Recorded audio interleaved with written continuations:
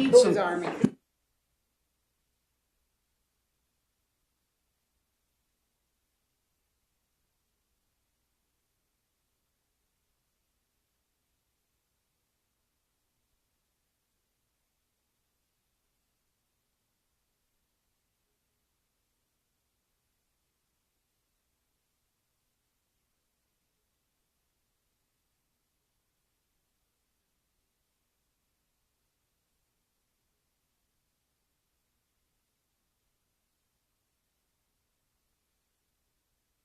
Thank you, Chairman.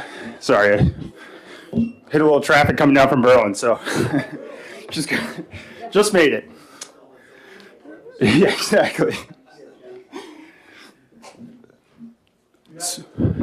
Thank you. HB 1494 came out of some of the discussions that we've had in the HB 1188 committee that was formed at the end of 2022 to take in some of the OHRB issues. Representative, could you introduce yourself? Yes, sorry. My name is Representative Eamon Kelly, representing the towns of Berlin, Carroll, Jefferson, and Whitefield. So this bill has basically two parts. The first part is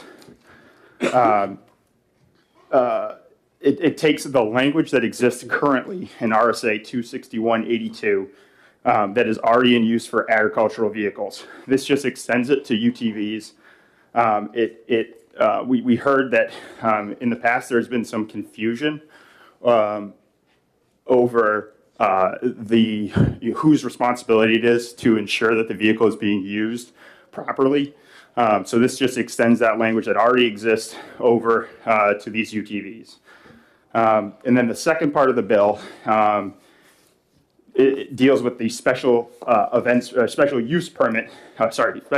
permit issued by Fish and Game. So as I've already just exemplified, there is a lot of confusion between the special use permit, which is issued by DNCR for use of state parks, and the special events permit, which is issued by Fish and Game and handles anything outside of those parks, so in public, other public lands or other lands. Currently, that permit fee of the $50 permit fee, $15 is transmitted to DNCR, $750 goes to administration, and $750 goes to grant and aid fund. But the permit is handled exclusively by Fish and Game, so the $750 that's being used for administration, is not being used by it's not administered at all by DNCR. And then the $750 that's going to the grant and aid fund, out of all the permits that are being issued, represents a very small amount of funds.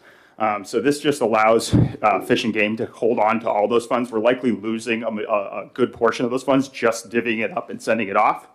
And then in exchange, Fish and Game will administer a calendar of events that can be used by the OHRV community to better market themselves. Fish and Game already hosts the OHRV page, the main OHRV page with all of the laws and rules and all that stuff in one place. So this would just allow them to use that as a marketing thing because they're already getting those permits in as well. So those are the two sections of the bill. Happy to answer any questions. Thank you. Thank you. Questions from the committee? Senator Pearl. Thank you. Good morning. Glad you made it down safely. Do you anticipate any impact? I'm talking about Section 1 of your bill. Do you anticipate any impact on the users of these vehicles as far as having to sign this affidavit? I mean, have you talked with Farm Bureau at all about it? We talked about it briefly in the OHRV subcommittee. It doesn't seem to be something that's happening often, but it does seem that it happens with because the enforcement of that license is issued by the town, and so there's a disparity between what towns are requiring. So some towns you'll go to and they'll require, you have to show us the proof that you're a legitimate business, and you have to show us how you're going to use the vehicle. You have to tell us how you're going to do that. In other towns, it's probably smaller towns. It's going to be you send in that thing, they check it off, they send it back, and so there's this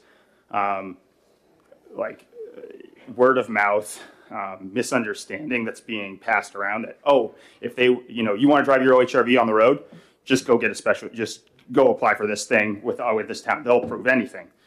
I think that what we heard was that there is less misuse of the agricultural license plate because of this type of affidavit that needs to be signed. So this is just, using that, what we've heard, with that license plate and extending it to the UTV use. We trust our farmers. I don't know this the farmers that are having the issue. Oh, okay.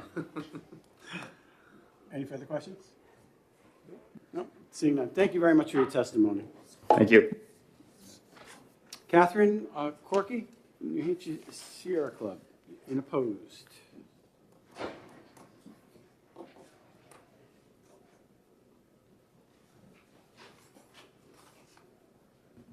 Good morning. Good morning. Catherine Corkery from New Hampshire, I'm sorry, I scribbled, from New Hampshire Sierra Club. We just had, our main concern was on page 2, lines 16 through 18, where they have stricken the language about operating away from the event area.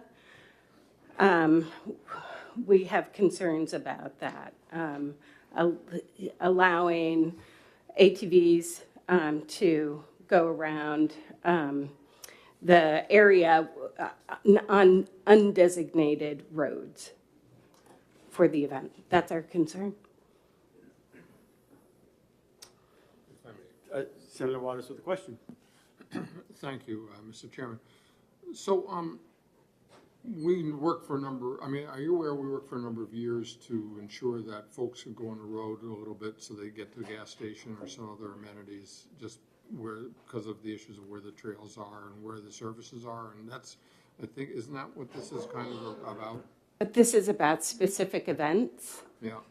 So, and making sure that the events should accommodate for those needs, and we're talking about outside of those needs. I think there was last year an event. I'm going to forget the name of the town, but it started with a W, and they had like a fireworks display. And what would happen, or the request was to ride ATVs to the fireworks display and then come back. And that would be well after dark.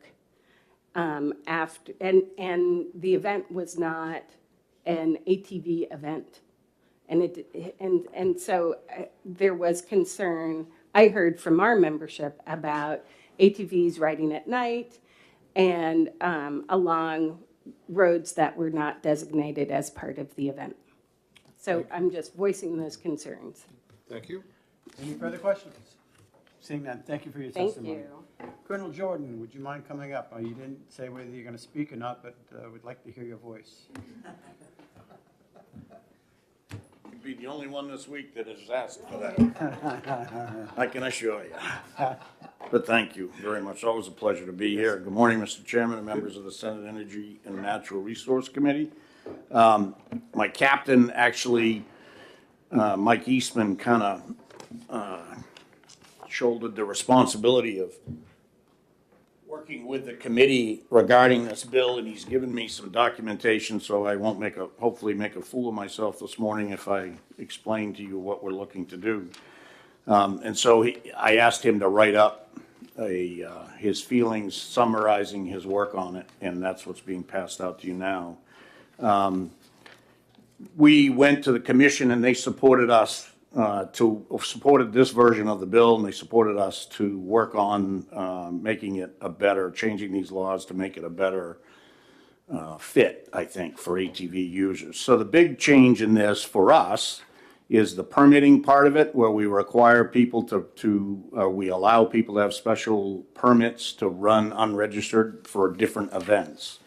The fee structure for that was always a bit sideways. These are held on private lands or ponds where a lot of times the permittees create the course, and the money was going to DNCR and trail maintenance. So we asked that it get shifted back to us where we're doing the administrative work, posting these events, and it really doesn't involve trail maintenance. And we didn't receive any disagreement from DNCR. So part of it changes that permit fee. The other thing that changed in this was we have a desire based on experience in a question that Senator Pearl asked about with the farm plates. Throughout the state, depending on the town clerk that you go to, there's a real difference in what people are being told. And I don't believe that we have a state full of criminals. I think what happens is we have people out there operating that really don't understand. And so the law currently is pretty specific on what you can do with that type of plate and what you can't do. And so we've asked for years, the town clerk, we tried to get everybody on the same page. We have failed to do that. So, and a good example of that would be just here 2 weeks ago, I'm going up Route 106, and I met a side-by-side coming right down southbound on 106, which could get him killed. Mm-hmm. And after a discussion with him, he's a nice individual from Chichester, very nice man. He just didn't understand that he couldn't do that. So making them sign this affidavit, it's really more to make sure, or to ensure that every operator that goes in and registers these things understands where and how they can use it. Making them sign the affidavit helps us to understand that they absolutely got the information. If we catch them on 106 now, they are in fact a criminal, or in violation. So I think it'll just clear it up. It'll make it more across the state. It'll make it easier for everyone. Again, no, we haven't heard any opposition to that. In doing that. So that's basically, in a real nutshell, that's what we're looking to do here. It wasn't a huge amount of change, but I think it'll be helpful. Certainly redispersing the fees will be helpful, and clearing up how people can ride these things is every opportunity we get to do that, I think, is important. So when I was in Philly, I saw them doing wheelies in the middle of Main Street. We're not going to see that around here. I would hope we don't. Yeah. No, sir. No. The testimony, previous testimony was talking about line 16 through 18. Do you have any comments on that? On the second page? Yeah. 16, where we struck, any such participant who is not registered in New Hampshire shall not operate away from the race course or contest area specified to permit. Distribution of any fees collected in this section will be as follows. If they are we can't restrict them if they're registered. They're allowed to run in the state anywhere that they have permission. It would still require, it's a bit misleading, because what she testified to is she thinks that just opens the door for them. It doesn't. They still are required to get permission to be operating wherever they are if they're not on a trail system. Mm-hmm. But if they're registered, we can't prevent them from leaving an event. If they're unregistered, we can. And that's the difference. So I'll give you an example. If they're on... This won't affect that then? It shouldn't change any of that because the law is still there. If you're on Hoyt Pond Marsh on the ice for an event and we allow you to participate in that event unregistered because you've gotten a permit, it doesn't allow you to leave that and run down Hoyt Marsh Road. Yeah. If you are registered and you want to leave that event, if Hoyt Marsh Road is an accepted trail, we have permission to be on it, you can leave. If you don't, you still can't because you're operating on land without written landowner permission. So it doesn't change any of that. It'll still require it. Questions from the committee? Senator Altshuler. Thank you, Mr. Chair. Thank you for taking my question. Good morning. Right on that thread that we were just talking about, lines 16, 17, 18. So what you're saying is I go to compete out on Lake Winnipesaukee for an event. Yep. Event organizer gets the permit. I'm able to participate in the course. In that mapped out course, yes. In that course. Yes. This takes out the part that says I may not go outside the course. What it says is any such participant who is not registered in New Hampshire shall not operate away from, it takes it out of this one, but the law still exists in OHRV law that doesn't allow for that. So in OHRV law currently, you have to be registered if you leave your own property. And in OHRV law currently, and I can't remember the exact site of the law, but in OHRV law currently, you have to have written landowner permission to be where you are operating. So this doesn't change any of that. All this is saying is that any such participant who is not registered, it strikes that any such participant who is not registered shall not, because these other laws cover that, I think is why they did that. These other it didn't change the other laws that prohibit that. May I follow up? Thank you. But if we were to just keep that back in, would it not be a belt and suspenders kind of? I don't think we have any issue with that. I think the Yeah, commission okay. came up with that decision, yeah. Okay, Yeah, they may have struck it because other law covers it, but I don't see any issue with keeping it in there. It doesn't allow, this won't allow them to do anything that is not allowed now. And it doesn't open the door for things that we are restricting through other laws. But if you want to keep that in there, I don't think we would have any pushback for that. That's good. And do you have any objection, or what are your thoughts around the dissolving of the fee structure? So we're in favor of that. Yep. I don't want to dissolve it all because there's an administrative cost for us. We're calling the police departments and all of that. I would Right. like to see more of that. We get $7 of it now. It's a $50 fee, and I would rather see that money come back to us when we're doing all of that work for the administrative piece of it, that we should get that fee. And Trails, if Trails was creating, Trails Bureau was doing work on a trail or creating the event or maintaining it, I wouldn't be here arguing for that, but they're not. These are private events that it falls to the people who put these events on to create that. So I don't think it's right for that money to go to them. They're basically getting paid for something they're not doing. Yeah, so if we go back over to the page 1, understanding that you're taking in less than a tenth of the fee structure. Yes, On page 1, lines 22 through 25, the application for the permit is $50. Yes. Is that exceptionally low for this type of event? I don't know. No, it's a good question, and I'm not sure that I Is it a do. wicked bargain, or is it kind of I like think it's a mid-range, or- bargain, but I also think it helps I think it's important that we do everything in our power to promote these kinds of things. It's private enterprise, private business, so they have to pay, the other things that you have to think about, these permitted events usually are insured, so they have to pay a high insurance premium. Sometimes they have to hire law enforcement to maintain it, to maintain order in it. They have to pay ambulance fees. So I don't know that I'm ready to say it's high. I would, at any time that we could get more money, that would be great. But it's a fair fee, I think. It's a fair. I so think that's it's a what I'm fair looking fee for a Is it- business or a private individual to hold an event. I think it's part of a fair fee. Thank you. All right, thank you for clarifying. Yep. Yeah, If we can go back to page 2 for a minute. Yes, sir. The language that was struck along the same conversation. Yes. When an applicant puts in a request for a permit, I'm assuming, and I shouldn't assume, but I guess maybe you can enlighten us.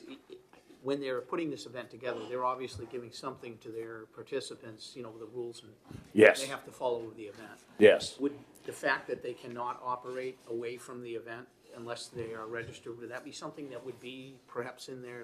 We provide a document with a list of rules. That's part of it. Yes, So that we would tell be in them. their rules stated Yes. to the participants in the event. That's correct. Because they're more likely to read that than they are this section of Yes. RSA. Yes. All right, thank you. And I got to tell you, from a law enforcement, from an enforcement standpoint, we do very little with these details. The details are pretty well organized and they're pretty well managed. I'm not sure why that happens, but I'm very happy it does. I have more issues with people riding on their own than I do the events. I'm just glad it wasn't me you met on 106. Me too.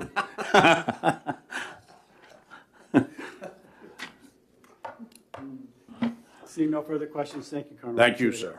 And we're going to close the hearing on 1494. And am I ready for the next one?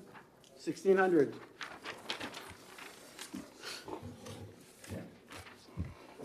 We'll hear from the prime sponsor of HB 1600 FM.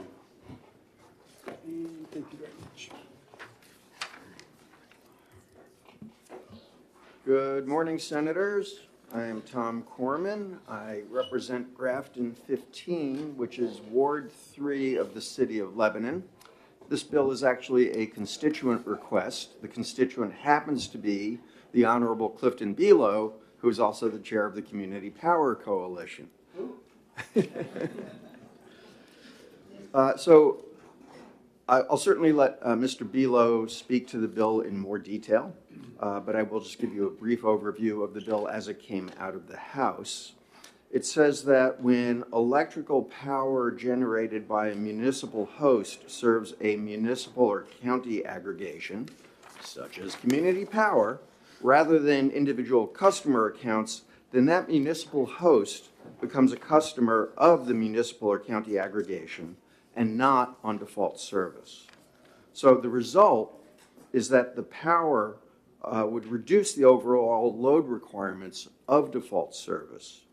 Now, the nice thing about that is with a lower default service load, that power might not need to actually go over transmission lines, and that reduces costs for everybody. There's also a housekeeping measure in the bill that came out of the House referring to the correct RSA in relation to customer data. As you might know, Mr. Belo has suggested an amendment to the House version of the bill that actually creates a definition of something called a community supplier and then substitutes community supplier for municipal host in the bill. So it would be that when a community supplier serves a municipal or county aggregation, then the community supplier becomes a customer. I will defer to Mr. Belo for details on that, but I'm happy to sidestep any questions that you want to ask. I've been there. I've done that. I don't, let me see. Did I get the sheet? I did, didn't I? Where is it? I got the sign-up sheet, didn't I? Oh, there it is, right here. I got it. You did a good job. Let's see. Yes.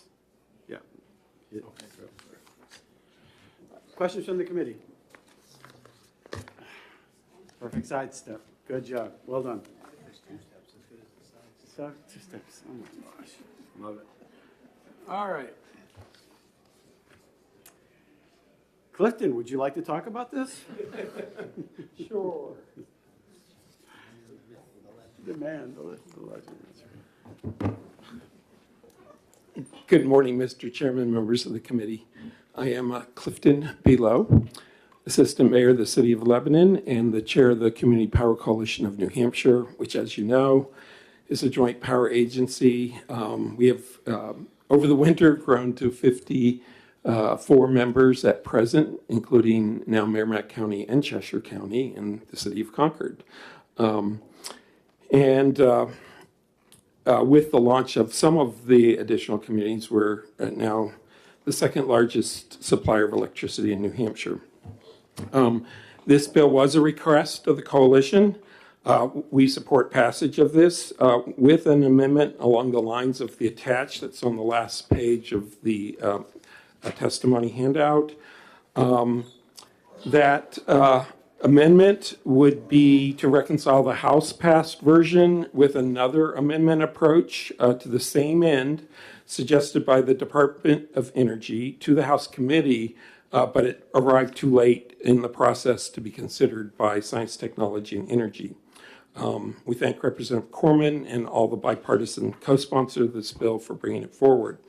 The key point of this bill is that it provides a new option for community power aggregations to use renewable power generated by local net metered customer generators. Customer generators is the term defined in statute as the customers that are eligible for net metering, up to 5 megawatts capacity to offset the load of a community power aggregation when they, meaning the community power aggregation, purchase the excess power from the grid.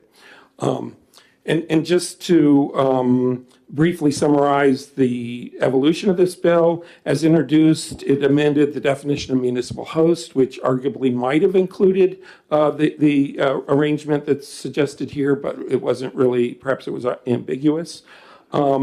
And the House committee felt it was more appropriate to leave that definition intact and to put the language the function of the bill in Section 1 of the bill as amended by the House, which puts the criteria in 53E, which is the statute that governs municipal aggregations, municipal and county aggregations.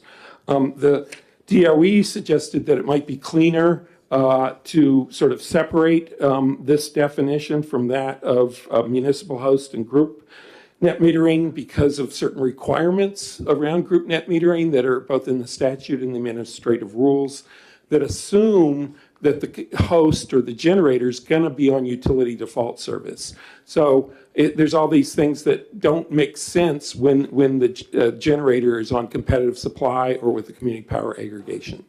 So that's how this has sort of evolved. The key to this is that it avoids cost shifting from energy supply because it would require that the customer generator be on the community power aggregation service so that their compensation would come from the community power aggregation and not from the utility. So the utility wouldn't have any cost for the customer being on default service. At present, a generation larger than 100 kW only gets the supply component credit on their bill. They don't get any credit for avoided transmission or distribution costs like up to 100 kW does get. The proposed definition, which would just add to the definition section of the current LIPA statute, which includes net metering, uses the term community generator instead of community supplier. That was a previous iteration. Department of Energy thought not using the term supplier would be clearer because there's other things called suppliers in the statute. So community generator means a customer generator with total peak capacity of less than 5 megawatts that uses its excess generation to offset the load of a municipal or county aggregation, provided that all customers comprising the load being offset are located in the same utility service territory, which is a general requirement of net metering, or group net metering, I should say. So it parallels that requirement in this definition, just because it's difficult to set a load or not really possible except within the same utility and the same load asset ID. So that's the main point of the bill. It does sort of kick over the compensation for energy supply and capacity value to an existing RSA, 362A9 Roman 2. 362A9 is the whole section of the law concerning net metering. That current law says that municipal or county aggregators under 53E may determine terms, conditions, and prices which they agree to pay for or compensate as a credit generation supply put onto the grid from eligible customer generators. And here's the key part. It says such output shall be accounted for as a reduction to the customer generator's electricity supplier's wholesale load obligation for energy supply as a load service entity, net of any applicable line loss adjustments as approved by the Commission. Now, the Commission has not yet had a proceeding to act on this provision of the statute, but we expect that that will come about in the near future, one way or another. And so that's the key part of this bill. And that language, by creating a separate definition, it clearly separates it from the terms and conditions which otherwise apply to group net metering, which this other statute accepts net meter generators who are in either competitive supply or CPA service. That's the main point of it all. And the other little piece of this, you'll see is Section 2 of the bill is passed by the House, which is identical to Section 3 of the suggested amendment. It is a technical fix to a reference that in previous amendments to 53E by House Bill 315 a couple of years ago shifted what was paragraph 2 to become paragraph 3, but this reference wasn't fixed. So this just fixes that reference. Yes. That's all. So Cliff, on that point, could You want to turn on your mic? I'm sorry. On that point, could you just walk through the replace all amendment and just Sure. point out exactly where the language differs from the bill. Okay. You referenced it and I didn't follow up quickly enough. Well, the lines 4 to 7 of the bill create this new definition of a community generator, which sort of parallels the definition of a municipal host, except it links it to using the generation to offset the load of a municipal or county aggregation. And, all the customers have to be in the same utility service territory. The second section of the bill, lines 8 through 14, adds a new paragraph under the net metering part of the statute that says when a customer generator consents, and this parallels language in the House version. This was a concern because we have inadvertently enrolled net metered customers that we couldn't compensate because they weren't identified as net metered customers. And in that case, it would be a situation where the generator didn't consent to this. And where that's occurred, we've switched them back to utility default service so they don't lose their credit. And the rest of it's the same. Yeah, and it's basically the same. It just, it just merges all that. Thank Yeah. you. Thank you, Mr. Chairman. Thank you for your testimony. Questions from the committee? None? Okay. Thank you very much, Chris. Okay, thank you. Let's see. I see Mr. Kreis here, and I know you're not willing to, you're not on here to speak, but is this on your radar? I've been listening to the testimony that I heard this morning, and off the top of my head, I would urge you to act favorably on this bill, but I hadn't planned on testifying. That's just, I see you in the audience, so I just respect your opinion. Thank you. All right, so Sam Evans Brown, Clean Energy New Hampshire.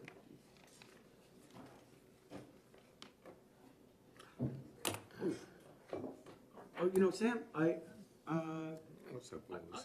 have a representative here. I apologize. Representative Vose?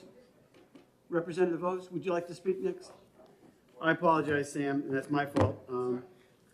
I see a couple of reps and they're not wanting to speak, and then all of a sudden I'm looking at Representative Vose. Mr. Chairman, welcome. Thank you, Mr. Chairman, and good morning, members of the committee.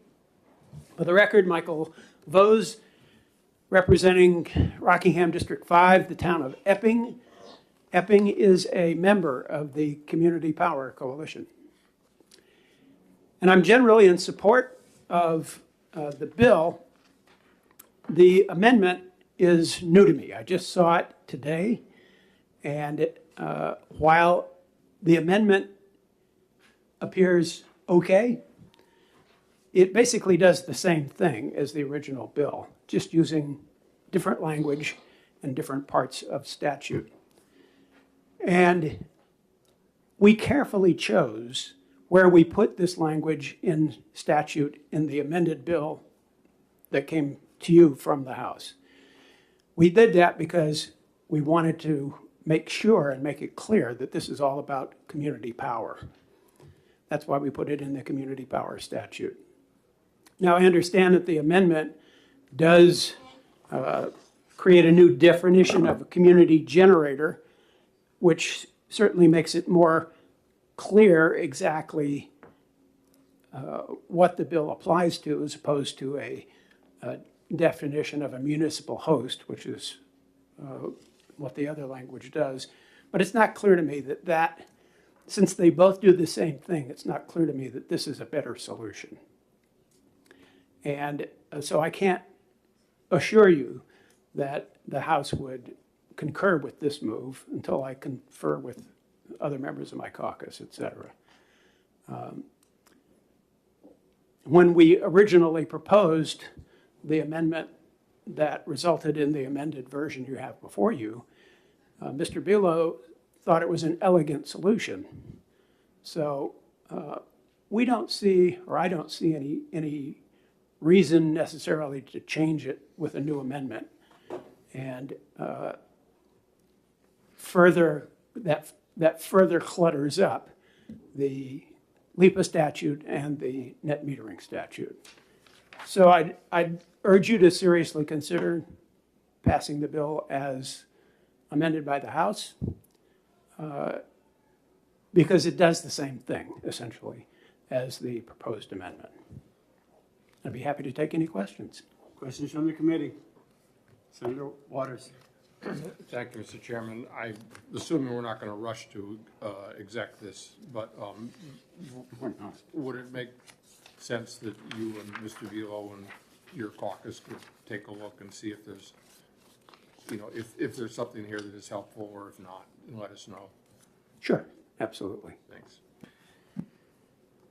Further questions? This is why we need a study. I'm just saying. That's why I'm smiling. Yes, I want to talk to you about that. Okay, thank you.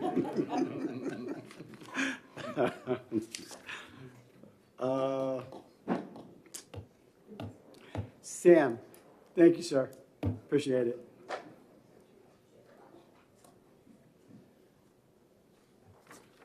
Thank you, Mr. Chair. Thank you, members of the committee. Clean Energy New Hampshire is in support of this bill. I think we're in support of whatever language and whatever place is the consensus that we'd like to place the particular language that we settle on.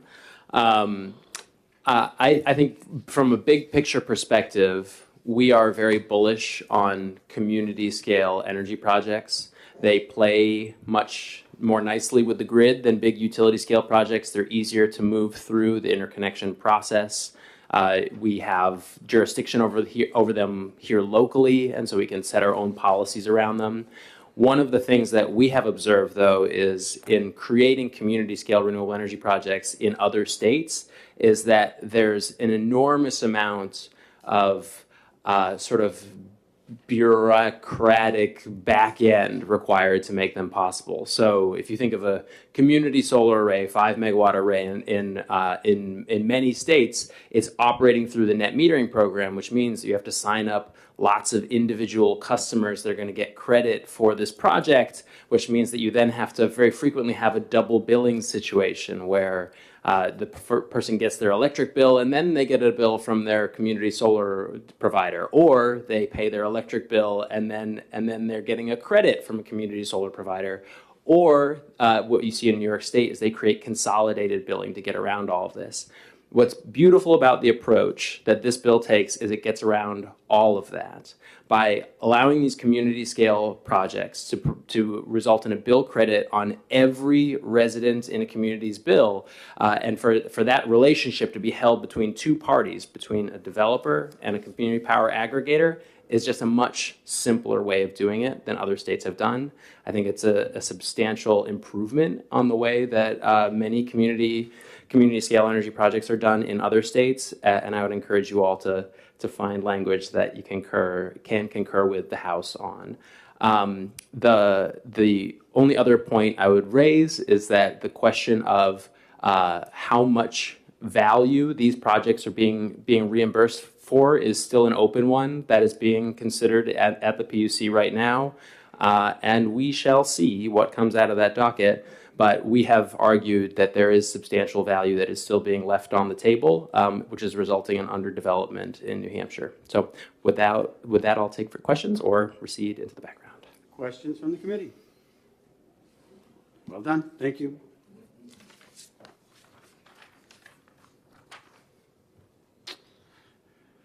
Bill Baber.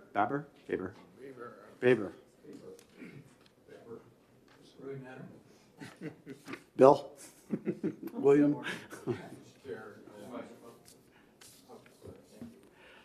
Good morning, Mr. Chair, members of the Senate. I'll be brief. I, like many of you, serve on a number of local committees. I serve on the Community Power Coalition in New Hampshire. I am a former ST&E House member, and I have sometimes always, but not always, but many times struggled with some of the language and energy legislation that comes out of the state can be quite involved and multi-relational. And one thing that I found, it was easier for me to ask some high-level questions, so maybe it's helpful for you. I try to answer a few of those. And those are, does this bill bring clarity of purpose to an area of the law where it is needed? I believe it does. My community is a customer of community aggregator. Would this bill provide us with new and desirable options on how we acquire power? And I believe it will. Should my community become a municipal generator and choose to supply power to community aggregation, under this bill, would it be fairly compensated? And I believe it will. Will this bill aid the acquisition of knowledge of aggregated communities so that they can better understand and respond to the needs of the members? And I believe it will. Will this bill enhance the state marketplace for renewable energy, power, and local well-paying jobs it creates? And I believe it will. So I ask you to support this, and I recommend the suggested amendment. I hope you will consider it. Thank you for your testimony. Questions from the committee? Thanks. Seeing none, thank you very much. And our final speaker, Josh Elliott and Tom Franz from the Department of Energy. If you'd like to come up and share your point of views. Is it Tom? Do you want to come up too? You got to come. There's another seat right there, right next to Josh. Keep your calls on you. Yeah. Good morning, Mr. Chairman, members of the committee. For the record, Josh Elliott, Director of the Division of Policy and Programs. Tom Franz, Director of Regulatory at the Department of Energy. So I will be brief. I think Mr. Belo provided an excellent summary of what this bill intends to do, as well as the goals that are outlined.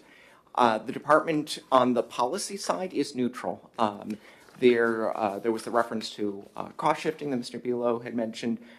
If there, to the extent that there is any done, it would be consistent. It would be contained entirely within community power aggregation. Those members, if they feel that those, if that is going on, or if they don't like that, they can very easily leave community power aggregation, go back to default service, or they can go back to, or they could transfer over to a competitive supplier. So for the department's position on net metering just in general, this is sort of a different kind of regulatory structure, for lack of a better way of putting it, which means a lot of our concerns that we'd have with net metering prior to the outcome of the Public Utilities Commission docket on this issue are not applicable in this circumstance.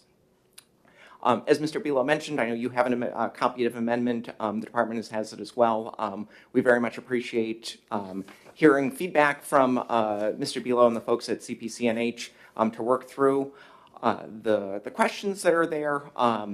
A lot of it really boils down to making sure the right terminology is used and making sure that there aren't any unintended consequences. So this time we're still going through, reviewing, making sure that the use of a particular phrase doesn't inadvertently mean something else, and then either require them to be subject to requirements that they shouldn't be, because that's not what the kind of entity that they are, or on the opposite, that somebody or some entity comes in under this arrangement that the legislature did not intend to, nor did the proponents of the bill, and then we're stuck with a situation where, as the agency that oversees this and the regulator, we're forced to say, okay, well, we have to say yes to this, even though it clearly wasn't in the intent, but the words mean that. Just one further point of clarification on the compensation for these types of entities. As Mr. Belo referenced, the compensation would be set by the community power aggregators themselves. So this would be completely outside of the utility default service compensation structure, which is being adjudicated through docket 22060, the net metering proceeding at the Public Utilities Commission. So all that compensation, the community aggregators will be able to decide what is the value that they get out of this production, and then they can assign that value. So when you're comfortable with this language, you'll let us know? Yes, thank you. You preempted my last comment. Yes, as soon as we are good with the language and we make sure we've sort of done those final scrub throughs. We've caught a couple of things. We're just sort of taking our last checks just to make sure to get a couple of extra sets of eyes on it. Again, just to dot our I's and cross our T's. But we will communicate with both you and CPCNH to make sure the committee is fully aware that here's the language we're all in agreement with, we're okay with. We don't think there are any issues with this, so the committee can act on that language as they see fit. Thank you. Tom, anything?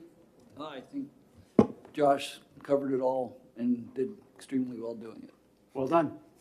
Thank you both. So if I may- Senator, Senator Waters. Yeah, thank you, Mr. Chairman, thank you. So, just to kind of summarize what you were saying, Josh, to make sure I've got this right, that the question here, and Representative Vose raises it, you know, if it is necessary to have that definition of community aggregator, then how to do that? Is that basically what you're concerned with? Yeah, so, and a lot of the terminology used as well, just to make sure that we don't inadvertently either pull in some other regulation that wasn't intended to by the use of specific phrases. For example, we had made the suggestion about referencing the group load, which I think was taken out of this amendment. That means something very specific in terms of group host net metering, and there's a whole bunch of other regulations that come along with this where this is not group host net metering. But those words and terminology used elsewhere in the statute would be reflected in this. I mean, Mr. Chairman, so I guess what I'm wondering is a way out of that. I mean, I think 1600 is a good bill, and I don't want to upset the apple cart. I'm wondering, though, if we needed this definition, that one way to clarify it might be to say, for the purposes of this section only, community generator means, so that you might not have it kind of, you know, fudge into other sections. But I think it's just important we get it to a point where the chairman and others say, yeah, this is the change we need. Otherwise, we have a good bill, and maybe we don't change it. So. Yep, and then that would be the goal of the department, to make sure that there aren't any of those issues. Yeah, thank you.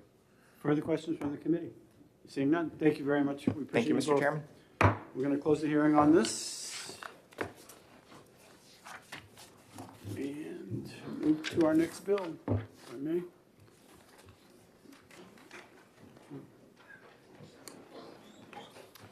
We're going to hear from the prime sponsor of 1623 FN. As soon as Phil's ready.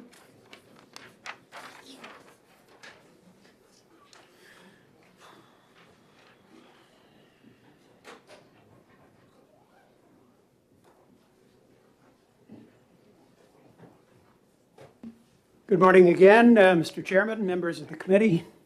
For the record, Representative Michael Vose, representing Rockingham District 5, the town of Epping, here this morning to introduce to you House Bill 1623.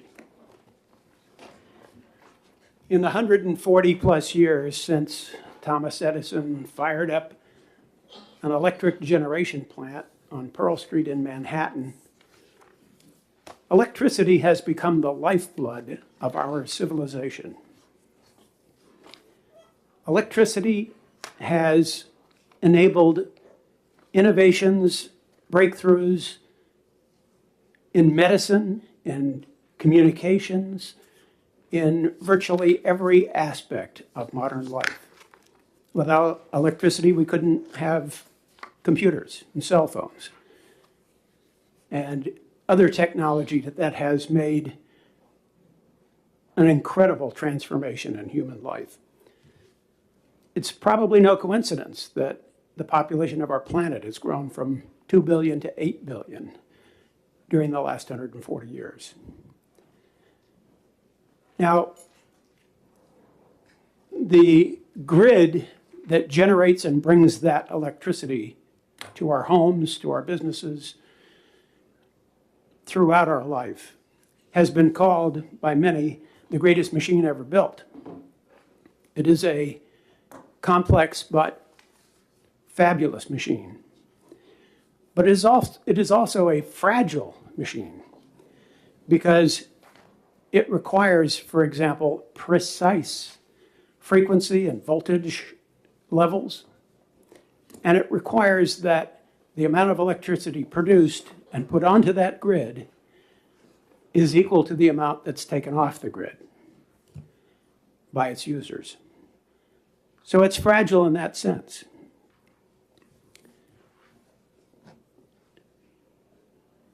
It's our obligation to protect the health, safety, and welfare of the citizens of New Hampshire by protecting that grid. Now, it's well known that electricity is not the only form of energy. Some would argue maybe not even the most important, although I would argue that it is the most important. But certainly there are other energy sources that are important. The energy that allows us to transport goods from place to place, to move ourselves from place to place. All that is important. Energy that allows agriculture to take place, for example.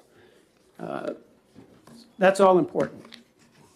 But I would argue that electricity, if we thought of the energy space as an energy jungle, electricity would be the lion, the king of the jungle.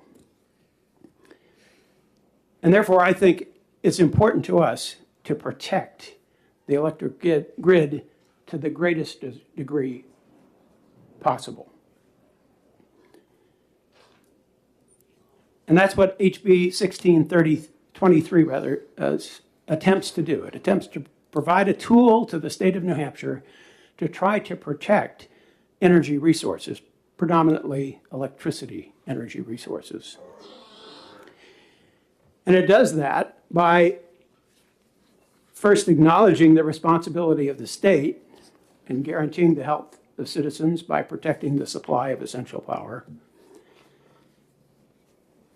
But it goes farther. It also asserts the constitutional 10th Amendment sovereignty of the state of New Hampshire regarding any non-congressionally mandated closure of a power generating station.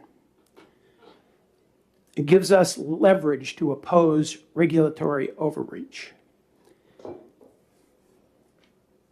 And it does this by allowing an in-state generator, and admittedly, we don't have a lot of in-state generators. There's a gas plant in Londonderry, there's the Seabrook nuclear power plant, there's a few biomass plants up north, there's some hydroelectric stations around the state. We don't have a lot, but what we do have, we need to protect. What this bill will allow an in-state generator to do, if it feels threatened by some regulatory regime with premature closure, it can ask the Department of Energy, it can notify the Department of Energy and ask the department to investigate whether or not it's being pressured to close, possibly by being economically infeasible to stay open. And then potentially the department, if it agrees with the generator that such an action is imminent, you could ask the DOJ, the Department of Justice, to intervene on behalf of the generator in to initiate a legal proceeding or to be part of an ongoing or existing legal proceeding. Now, I know a lot of people think this probably isn't likely. This isn't going to happen. We don't need to do this. But just last week, the North American Reliability Corporation, NERC, which is an important arm of the Federal Energy Regulatory Commission, FERC, released its long-range energy forecast for the next 10 years.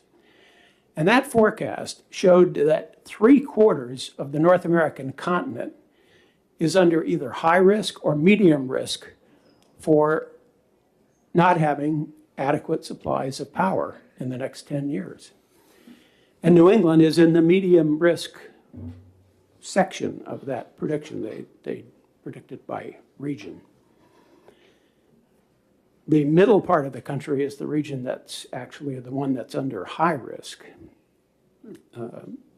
The west and the east are under medium risk.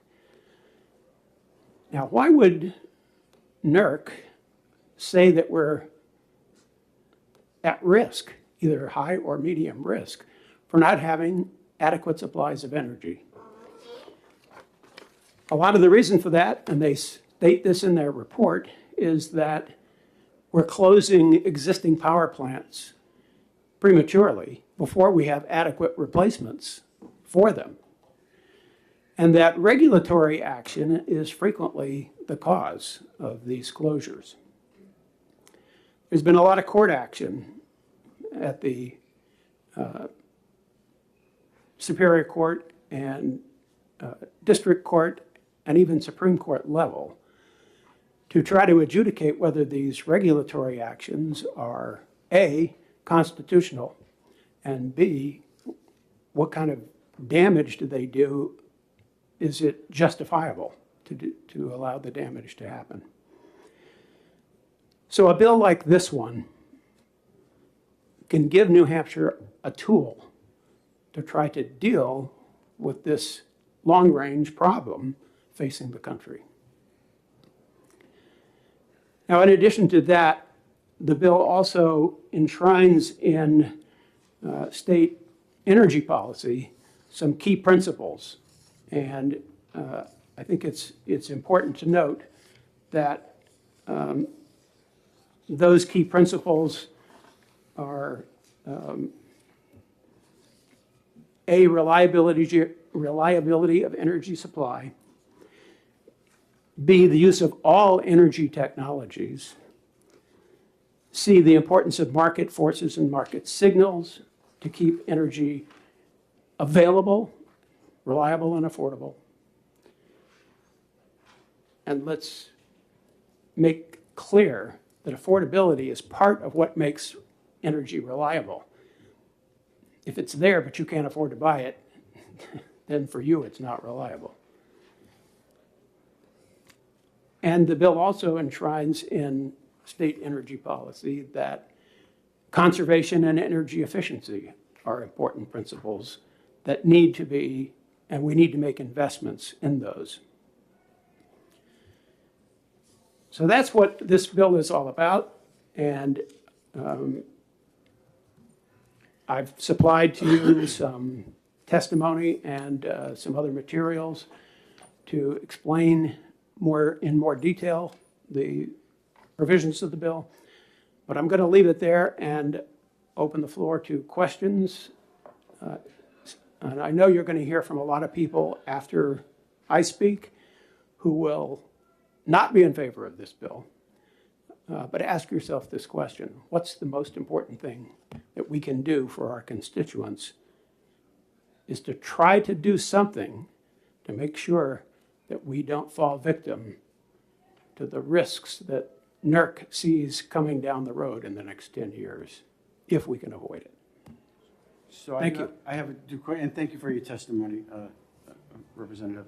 You just mentioned conservation and efficiency, or can you direct us where it says that in the bill as far as how it protects that, or directs us in conservation and efficiency, how it protects that? So you're asking where that is mentioned in the bill? Yeah. Oh, okay. Or where it does it. So if you look on page 2, lines 4 and 5, New Hampshire shall pursue energy conservation and efficiency according to market principles and in accordance with cost-effective fiscal strategies as authorized by the legislature.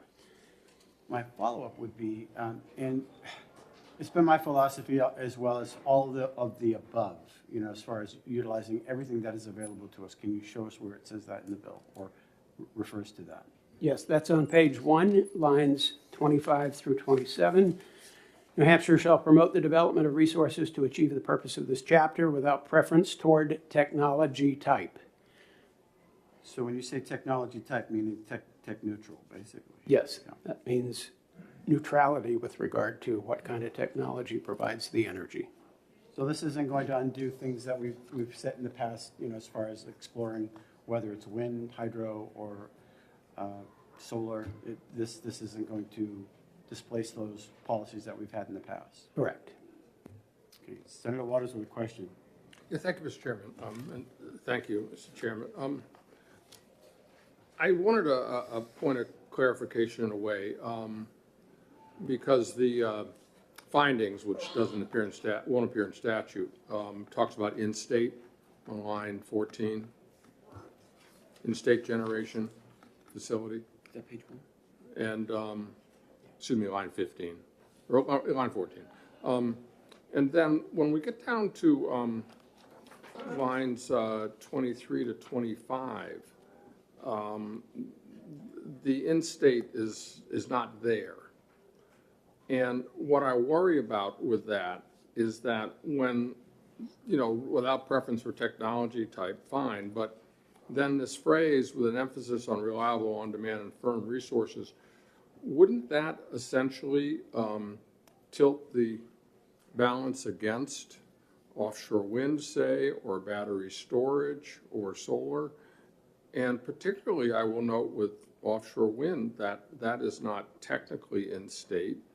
And, we're keyed up to 15 to 20 gigawatts of offshore wind is starting to come online in the next 10 years in terms of the energy risks that you referenced. So it seems to me there's a little contradiction in the bill, that if you're really talking about in-state, that this emphasis, and on technology neutral, that the emphasis on reliable, on-demand, and firm resources, to me, seems to be self-contradictory.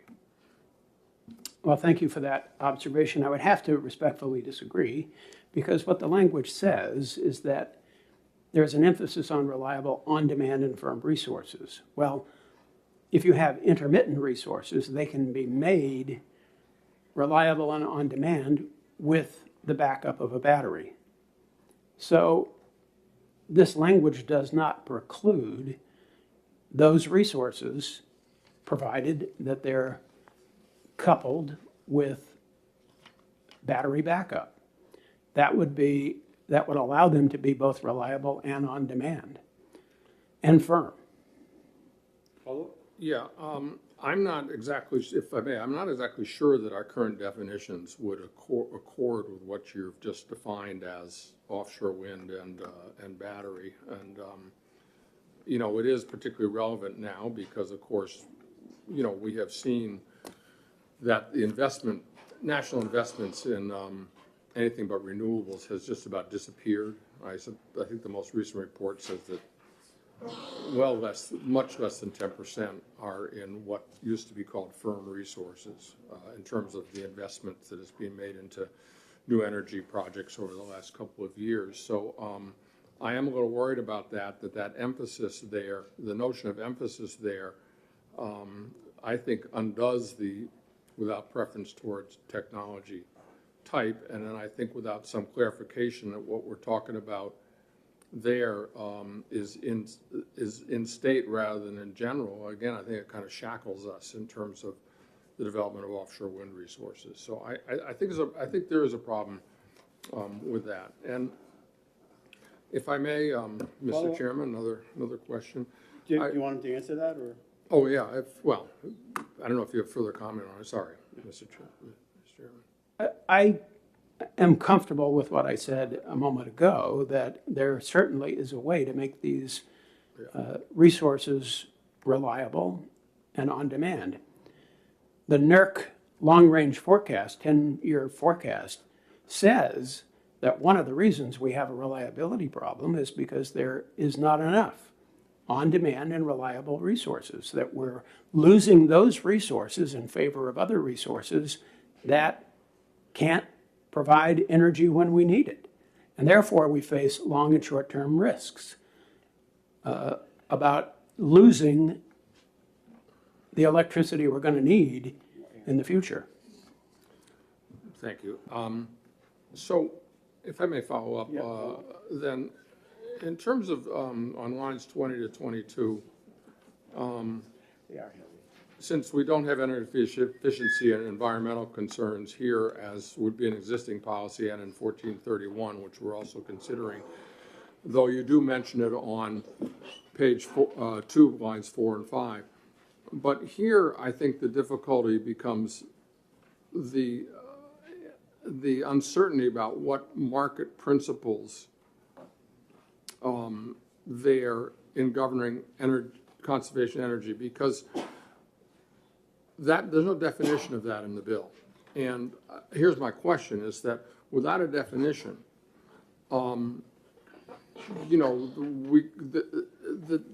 this might potentially delimit the desire of the state for a variety of reasons to help lower income folks out with energy efficiency, and also to protect the environment in certain ways, that that market forces really doesn't capture. I'll just mention in particular that our own Health and Human Services Department is like 3 years ago now said we're paying $400 million a year in healthcare costs for people from air pollution from fossil fuels. So that's an externalized cost. So I guess I'm not sure if market principles there and the exclusion of those considered as energy efficiencies back on page 1, lines 20 to 22, may do damage to what we've tried to do in terms of efficiency and environmental protections. Well, I would just say that we have a robust statute that guarantees investment in energy efficiency and investment particularly in energy efficiency for low-income citizens. So, and that's been authorized by the legislature, and the line 5 clearly says, with cost-effective fiscal strategies as authorized by the legislature. That's exactly what that means, is that we have robust statutes in place that have been authorized by this legislature, and this doesn't contradict that. In fact, it supports it. If I may, another question. Yeah, I would just say I'm not sure that cost-effective fiscal strategies really capture what the externalization of costs have been for fossil fuels, et cetera. But let me mention a little bit further down, if I could, on page 2, line 17. There's no definition of involuntary retirement here, and I wondered what is that supposed to mean? So you're asking me what that means? Yeah, Yes. yeah, Okay. you wrote it. You wrote the bill. What does it mean? So involuntary retirement simply means that if I run a generation plant and I have no intentions of closing it, but a regulatory regime comes down the pike that makes my continued operation economically infeasible, or if nuisance lawsuits should drive up my cost of operation to the point where I can no longer be economically viable, then that would be the definition of an involuntary closure. If I was in danger of having to close my operation because of these kinds of expenses. That's when I would notify the Department of Energy to investigate whether or not there's something that can be done here, whether I'm accurate about my assessment that I'm being forced into an involuntary closure. And if they agree that that is the case, then they can notify the Department of Justice to take some action to defend me. So would that be on line with the Seabrook and Clamshell Alliance as a type of situation where you would reach out to the Department of Energy and ask for the Department of Justice to take a look into that? Is that what you mean by a nuisance lawsuit, or? That was a long time ago. It sure was. And I don't remember all of the specific details of that there was incident. I was thinking more of something more recent, such as the recent announcement by Granite Shore Power that it's going to shut down the coal plant in Bow. They were subject to some lawsuits, some significant lawsuits that required a lot of money to defend. They were successfully defended, but they still had to spend that money. And while I can't speculate as to whether that was a factor in their decision to shut down the plant, it could have been, because that's a significant impediment to their continued operation when they have such significant financial losses. You might be too young to remember Seabrook. I'm just kidding. Mr. Chair. Follow up. Yeah. Since Seabrook has been mentioned, I would note if this bill had been in place back then, the governor at that time would have never been able to use the state authority to guarantee bonding for an entity to prefer a certain technology part, because that's the only thing that pulled PSNH out of bankruptcy. However, to the bill, you've mentioned lawsuits, but I don't, that really isn't relevant to what you're saying here, because you're referring to regulatory action. And then a little bit further down in 1718 under decommissioning and voluntary retirement. I'm still not, since private lawsuits have nothing to do with the language of the bill as it's written, I'm still not sure what involuntary retirement means, because the question really about this is that while states may have status sovereignty, which is what constitutional scholars reference under the federal system, that the recognition that federal law and regulations have the force of law preempt state statutes. So is there a problem if we tell the Department of Justice that it might have to take action without a suitable definition of involuntary retirement, that we put ourselves in an odd position of attempting to preempt federal law? Well, I wrote this legislation in such a way as to allow the Department of Energy's investigatory docket to determine what kind of recommendation it would make, if any, to the Department of Justice and or the Attorney General, is in the language of the bill. So the department and its investigatory proceeding would be able to provide that kind of clarity to the Attorney General if it was felt that asking the Attorney General to intervene would be appropriate.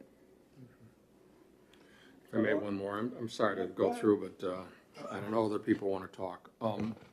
Nope.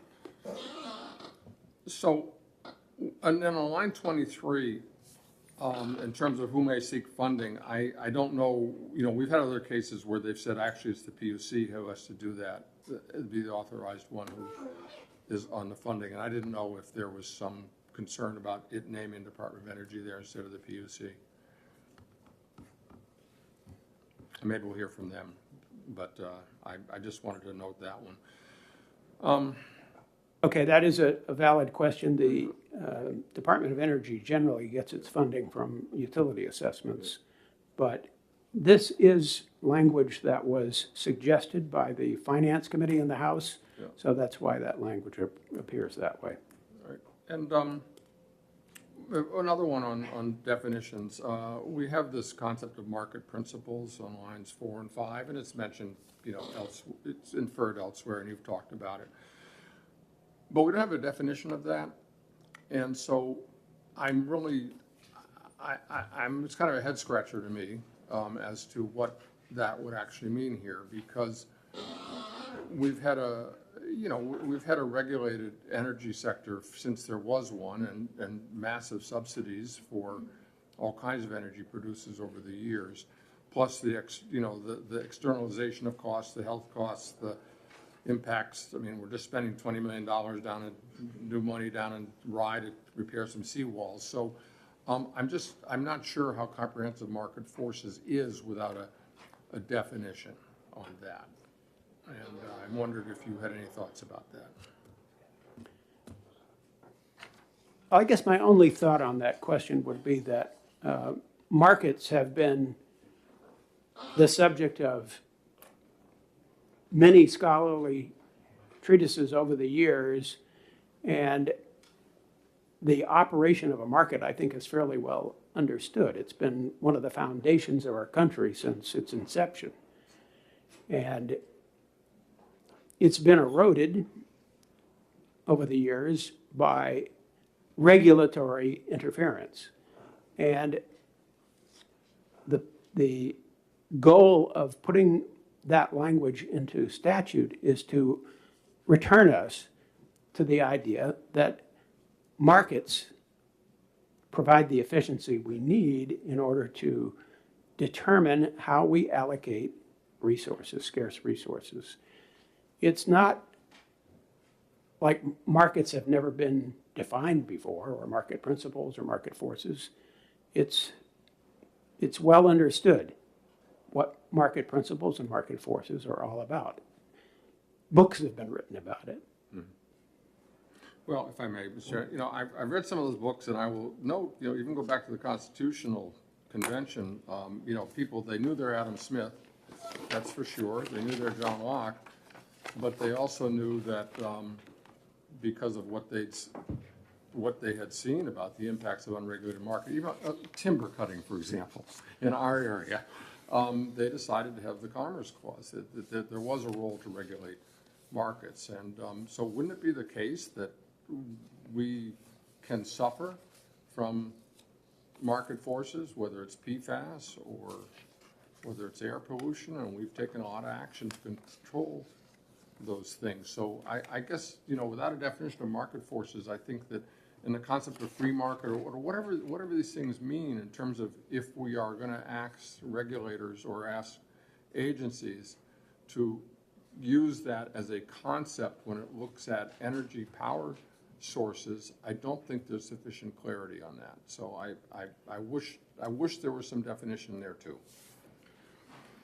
I'm going to have to That's move this Yeah, along I'm here done. because I got a lot of speakers Yes. still. So Thanks for indulging me, Mr. Chairman, and Yep. you too, Mr. And- Chairman. Unless you want to comment on it. No, I'm done. If you're happy, I'm happy. I'm happy. Thank you. Well done. And good conversation, good back and forth. I Thank you. appreciate that. A lot of food for thought. Representative Keith Howard or Keith Howard? What is that? Oh, apparently he's not. Make that Kat McGee. You wanted to speak, right? Yeah, okay.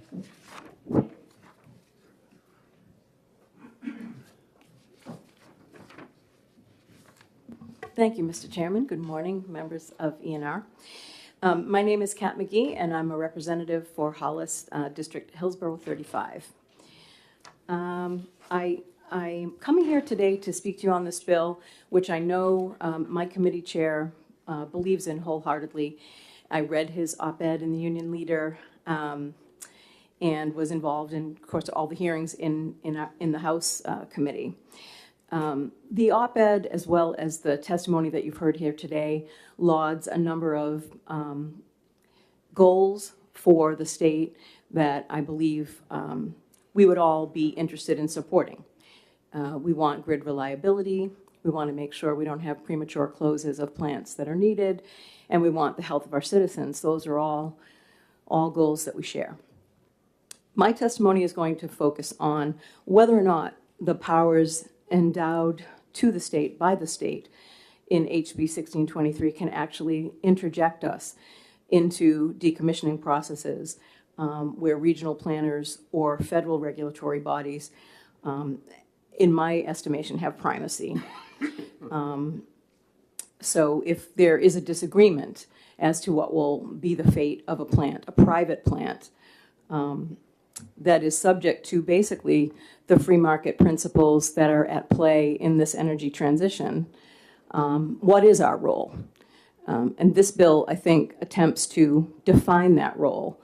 And the question is whether or not it actually provides us with any further authorities, and whether it actually grants us anything that we don't already have in terms of legal action as a state. Our Attorney General's office, for example, would be able to intercede if there was something that we thought was going to be threatening to the people of the state. So I think we already have that ability without passing this bill. My first point would start on at Section 3, Line 6, as amended by the House, where it describes the early involuntary retirement and decommissioning of an in-state generating facility. As we've discussed already, involuntary appears to mean the closure is against a private plant's wishes and maybe coming from some higher regulatory authority. But if that's the case, as in the case of Millstone in Connecticut, the private plant operator and the regional grid operators who have authority for responsibility and sufficient capacity are the people who make the determination of whether that plant can responsibly be closed. So decommissioning is is a planned process that's measured and it takes many years to complete. And almost always it includes some participants from the affected states where closures are taking place. So there already is a reasonable process, especially in this day and age where we are transitioning. There are many options on the table. And in many cases, the other thing that I think is missing from the submission of the bill is the understanding that the reason that many of these transitions are taking place in power plants like Bow, like Schiller, that are contemplating repurposing, is because of the health of individuals in our society. That's where the impetus is coming from for the transition. In Roman number 4 on line 9, the bill asserts that the state's police powers are the powers under the 10th Amendment that would make it legal for us to fight a decommissioning plan under our sovereign authority to make and enforce laws for the protection, health, and safety of citizens. The section ignores that if a closing is being imposed by a regulator on an aging plant, that those regulators would have the primary authority to ensure, again, capacity and reliability. Let's see, I don't want to be redundant here. But I guess the point I want to make is that there is a way that the system currently works. And I think the bill is attempting to put into state statute an approach that is incongruent with the way the system is operated. I know the New England Power Generators Association is here and will likely be testifying. They asked us not to pass the bill with the language as it was in the original presentation in the House. And they basically talked about the fact that if the language in the bill is passed into law, it could have the opposite effect of the intention of the sponsor, the prime sponsor, in that it would depress competition by saying, if we don't like a decision, we're going to step in, we're going to intercede in the free market, we're going to make it our business to say, no, we like this plant, or we don't like that plant. So that's, that's an argument that I'm sure you'll hear. And then I wanted to address a question of the chair's. I just jotted a note here. He asked as to whether the state energy policy definition being rewritten in HB 1623 would be of concern in terms of how the current statutes read, and if it would change anything in terms of our pursuit of a portfolio of energy options, which is really how the current language is presented in statute today. That would be RSA 378:37. And I just would like to say that what this bill does is it rewrites that statute, which last year when we were in a committee of conference on HB 281, we agreed we would preserve, or at least that we would be consistent in maintaining that definition of our state energy policy. And you have an additional bill here in front of you today that you'll be hearing, which is HB 1431, where the definition, I think, is more in keeping with more consistent with what we had in existing law. And if this bill were to pass as it is written now, it would rewrite that section, which I would ask you to preserve in terms of the language of 1431. And as you know, 1431 actually mirrors a bill that you had here, SB 550. Finally, asking the Department of Energy to investigate a premature or involuntary plant closing appears to hold a price tag of about $250,000, not including the lawsuits, potential lawsuits against the state of New Hampshire for suggesting that we have a primary authority in these matters. And private plant owners can use the state then as a wedge against regional and federal energy planners, but I don't think we want to be put in that position. The state still has the ability to insert itself into any conversations around assets within the state that are transitioning. And so I don't think we need to try and assert authority with strong wording that doesn't actually give us any additional powers than what we have today. My view of the bill from my first reading is that it confers no additional powers to the state of New Hampshire than we currently possess without it, and that the exception taken by pretty much everyone who testified in our committee against passing the bill basically led me here today to ask you for a vote of ITL. That's it. Any questions from the committee? Seeing none, thank you, Representative. Thank you.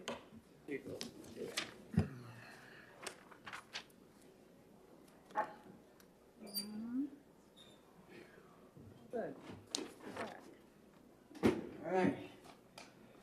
Thanks. Okay, Representative Tony or Terry? What is it? Tony. You get a chance to read Kat's testimony. Yeah. Because she said that this actually undoes. Good morning, Senators. Good morning, Chair of the committee. Morning. I'll be brief on this one. HB 1623 is official state energy policy. I believe it's problematic for several reasons that have been noted, but I'll just give you my take on it. I think it's legally questionable to assert the state's primacy, sovereign police power to protect and defend in-state generation. These are private companies that are operating on a regional grid, and it's pretty clear to me that the federal government has the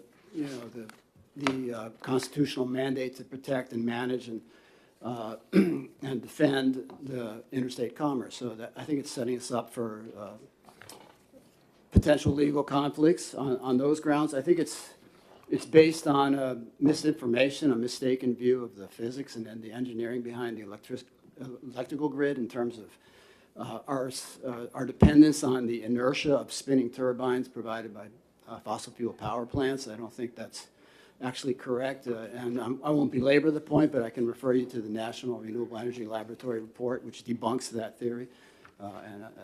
If you want to see that report, I'm happy to email you the link. Could you, I didn't hear you correctly. Yeah, it's based on a mistaken notion that somehow we're dependent on the inertia provided by the spinning turbines of fossil fuel energy plants to provide a reliable supply of electricity to the grid. And I think that's a mistaken notion that has been debunked by people such as the National Renewable Energy Laboratory. And I can provide that link for you if you're interested. I think it's also based on a mistaken notion of the federal government's strategy in terms of transitioning us to a clean energy market by the middle of the century. I don't think there's any indication that the federal government intends to, heavy-handedly mandate closures of fossil fuel power plants. As a matter of fact, the Biden administration, which is the most progressive pro-climate protection administration we've ever had, is much more focused on providing carrots rather than sticks to make that transition possible. So I think that's a mistaken notion that the federal government is about to come in and mandate the closure of these fossil fuel power plants in the state. And as far as the regulatory regime, I mean, if we want to roll the clock back on that, there's a whole lot of laws in the state that are based on the EPA regulations as far as air emissions, as far as water pollution. So if we want to roll back the regulatory regime of the federal government, we have a huge job in front of us. So I think it's mistaken on those grounds as well. But I think most important to me and most crucially to me is that it sends a chilling message to the market that we're really not serious and we're not open for business. By coming down so heavy-handedly in favor of the status quo power plants that are based on fossil fuel generation, I think it just sends a message that, it's kind of like it's just an unbalanced, it's a partisan ideological approach.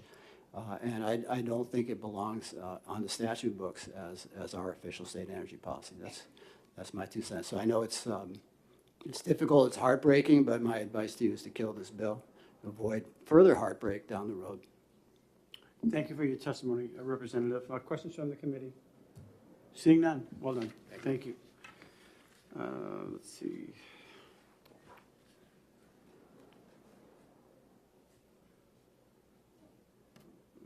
Who else? I'm sorry, Thomas, yeah. Corman. I was looking for your name, and my name is, I had it all marked off and ready to go for the next speaker. Thank you. Thank you, and I thought my handwriting was quite neat.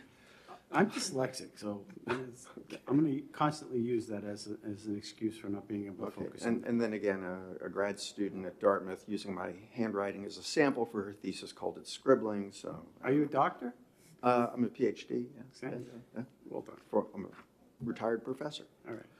So, Tom Corman, Grafton 15, City of Lebanon, Ward 3. I serve on the House Science, Technology, and Energy Committee. I have tremendous respect for our chair, Representative Vose. That said, though, I do oppose this bill. And I want to talk about the high-level concept of the bill. The bill is about energy independence. When Representative Vose introduced the bill in committee, he called it the New Hampshire Energy Independence Act. And of course, that's mentioned in the bill, page 1, line 27, ensure the state's energy independence. And what I want to talk about is the flaw in that concept. What is energy independence? It is being able to produce all the energy that we consume in the state. I can think of no other definition of energy independence. Well, how feasible is this? We're part of the ISO New England grid. Energy flows into the state from out of state. Energy flows out of the state from in-state. We're certainly tied into a regional grid. We're not independent in that way. It's also not feasible as long as we heat with natural gas, oil, or propane. None of these are produced in New Hampshire. We drive gasoline-powered cars. No gasoline is produced in New Hampshire. The only way that New Hampshire could become truly energy independent would be to produce energy within the state. And what means do we have there? We have solar, we have wind, we have geothermal, I suppose. To be energy independent in that respect would require massive storage capability and massive EV adoption. You know, I hear a lot of opposition to EVs from certain people, but really, if you want New Hampshire to be energy independent, you really want EVs. I was also thinking of adding nuclear to the ways that we could become energy independent, but no, the nuclear fuel is not produced in state, so we can't even include that in energy independence. So as much as we'd like to see New Hampshire become energy independent, it's a lovely thought, and it's the idea behind this bill, it's just not going to be in the cards for several years, if ever. And that's my testimony. Happy to take questions. Thank you for your testimony, Representative. Questions from the committee? Seeing none. Thank you very much. Don Crease. You're here for a reason. Yes, thank you, Mr. Chairman. Good morning, members of the committee. I'm Don Crease, the consumer advocate. My job pursuant to RSA 36328 is to advance the interests of the state's residential utility customers. Like my friend Representative Corman, I am a huge fan and have deep respect for Chairman Vose, and I really appreciate the opportunity to look at House Bill 1623 because it is an articulate and concise and well-written sort of exposition on the well-thought-through approach that he brings to energy policy. That said, as I publicly said elsewhere, I too think that the best thing for the Senate to do would either to be ITL House Bill 1623 or perhaps re-refer it for some additional work.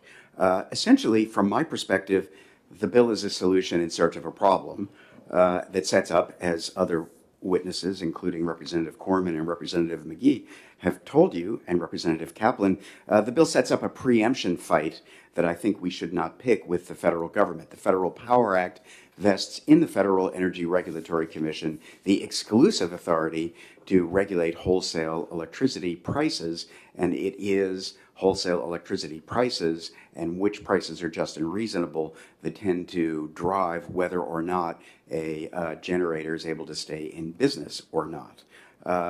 As you know, back in 1996, the legislature opted to restructure our electric industry.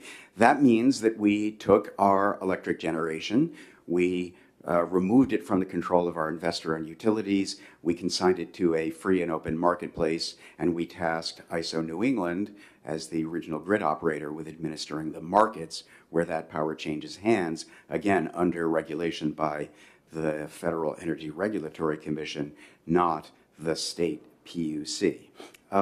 There are, well, I'm not aware of any involuntary retirements or even the prospect of any involuntary retirements. On the contrary, under the current market rules, you actually need permission from the ISO to retire. So there's a very elaborate process you undertake when you want to retire your plant. And if the grid decides that your retirement would endanger the reliability of the grid, in other words, speaking to the concerns about the Northeast Electric Reliability Corporation that Representative Vose mentioned, then there are measures that the grid can and does take to keep plants online. I refer to reliability must run arrangements of the sort that artificially propped up and continue to prop up the Mystic Station down in Everett, which is currently the region's largest electricity generator, set to retire, I believe, next year, after several years of those reliability must-run payments that we're all making, by the way, even though that plant is no longer economical. There are some specific issues with this bill that I would like to draw to your attention. One is a provision that you've already been talking about. It's the language on page 2 that says, New Hampshire shall pursue energy conservation and efficiency according to market principles and in accordance with cost-effective fiscal strategies as authorized by the legislature. I was really gratified to hear Representative Vose say that he thinks that that language can be harmonized with what the legislature did back in 2022 by amending the Restructuring Act to include language that I regard as having enshrined ratepayer-funded energy efficiency in statute. But I don't have the same confidence that Representative Vose has that this language won't be perceived as undermining that prior enactment in some way.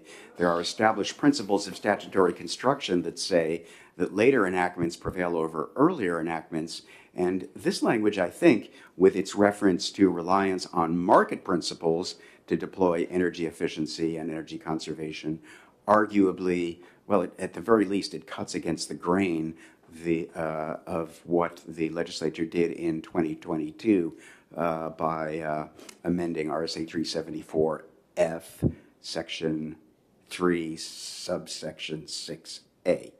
Which, of course, Representative Vose correctly characterized as a robust statute that enshrines energy efficiency in statute.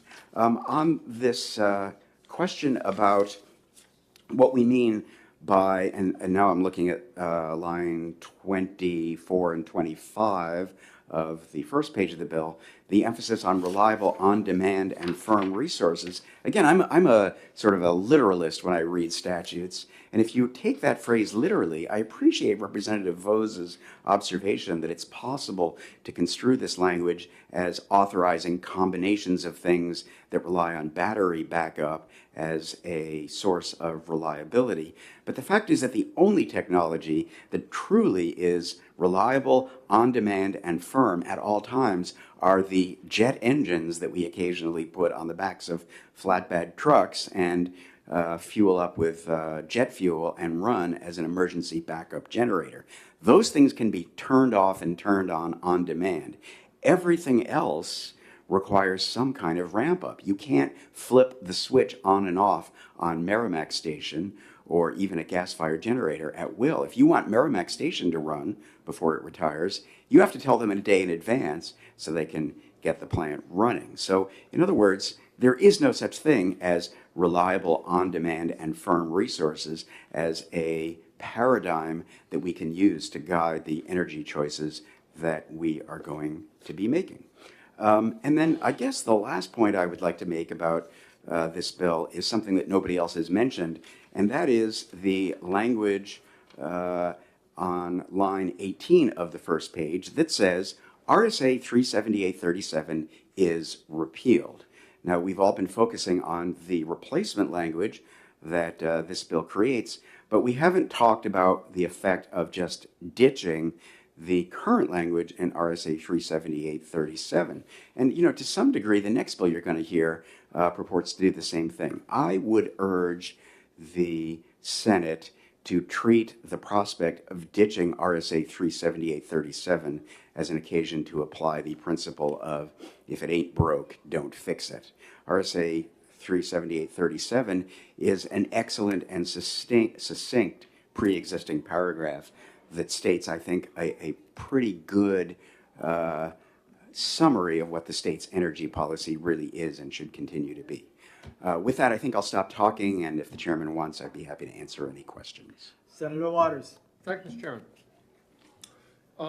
So on that your last point there on line 18, the repeal of that, isn't it the case, as we heard earlier, that retention of that was a key aspect of passing House Bill 281 last year? Indeed, that is my recollection. And that was the compromise that we reached because the people understood that statute was important and really should not be changed. That was my understanding as well. And then secondly, maybe I'll just go down the page there. Would it be safer on line 24 to replace the word emphasis with a consideration of? That would certainly be preferable from my perspective, yes. And one more, Mr. Chairman, if I may? Yep. And your point on page 2, kind of reiterating the great anxieties about what lines 4 and 5 do to the, I think, stunning accomplishment of what Mr. Chairman worked on in House Bill 549 to put the New Hampshire Saves into statute, that would it be better here simply to say New Hampshire shall pursue energy conservation and efficiency according to and cite that statute? Yes, it would. That would be an excellent suggestion. Thank you. Thank you for your testimony. Thank you for the opportunity. All right. We still have 2 other bills to go through after this one, and I still have a lot of speakers, so I'm going to have to kind of move this right along. Jason Stock?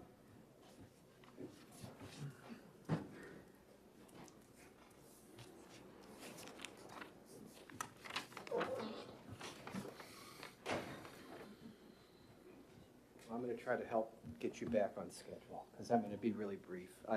For the record, I'm Jason Stock. I'm the director of the New Hampshire Timberland Owners Association. And I just want to kind of pivot or follow up on the testimony that you just heard regarding the existing energy policy. In our specifically, our concern is diversity of energy resources.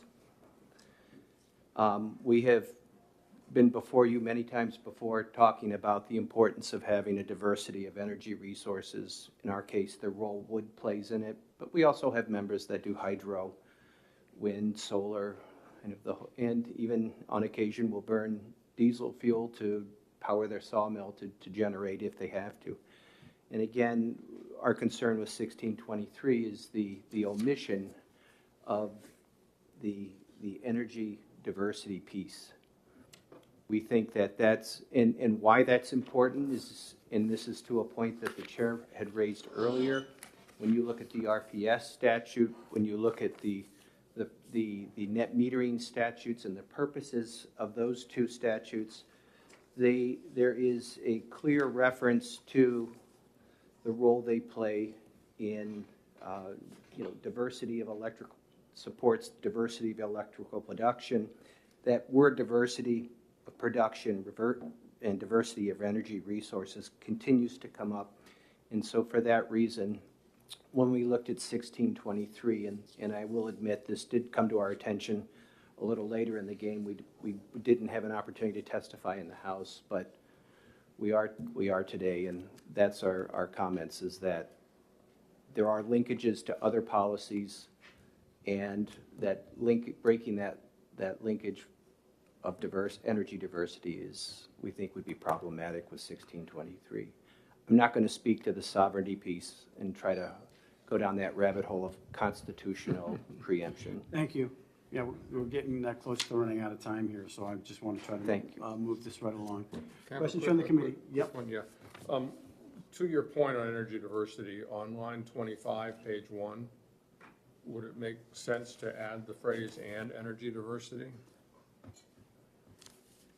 I suppose you could. I also think, like the prior speaker said, if it ain't broke, don't fix it. Yeah, yeah. I mean, there may be some other things in there, in the bill as well, but that's one possible solution that would be palatable to us. Thank you. Thank you for your testimony. Appreciate it.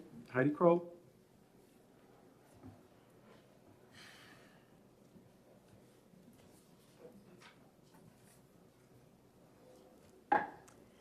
Good morning, Mr. Chairman and members of the committee. For the record, my name is Heidi Kroll. I work at Gallagher, Callahan, and Gartrell, and I'm here today on behalf of the Granite State Hydropower Association. We are also opposed to House Bill 1623, and I think consumer advocate Don Crease, as well as Jason Stocks' comments dovetail nicely with what I was going to speak to you about as well. We are concerned in particular with Part 2 of the bill. To a lesser extent, Part 1, we're not taking a position on Part 3, which is the sovereignty piece.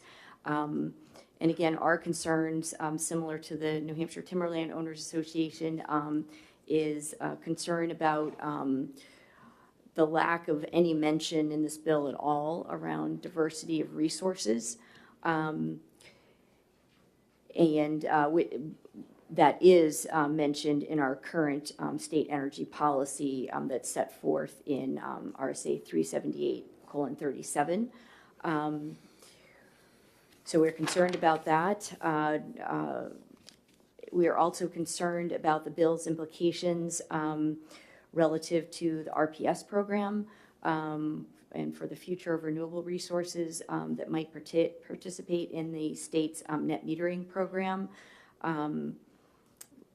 Like the prior speakers, we're just concerned that this really cuts against the grain, as it was said, of the RPS policy that we've had on our books for quite some time, and net metering as well.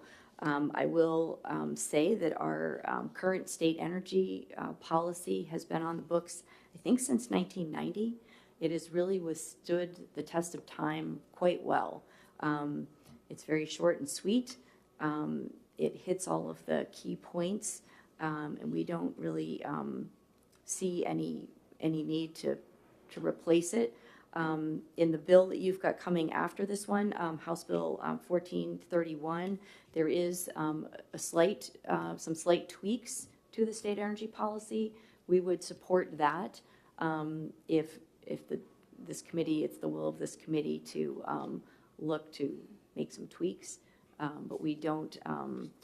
We do have some serious concerns with the kind of wholesale rewrite of the state energy policy that's set for in House Bill 1623.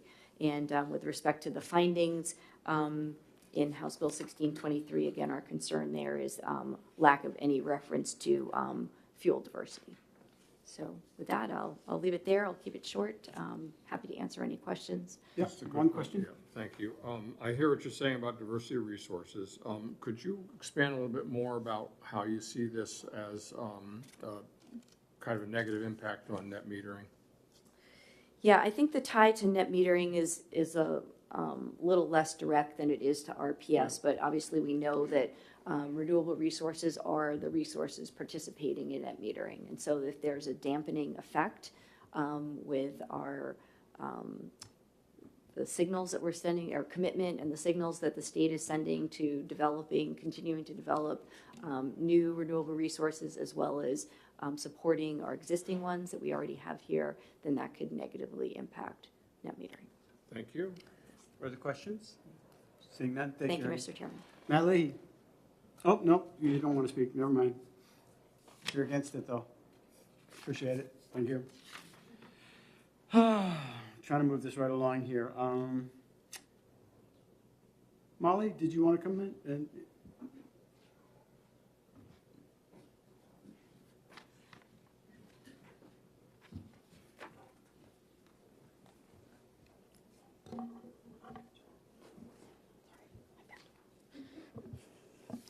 Good morning. For the record, my name is Molly Connors. I'm with the New England Power Generators Association.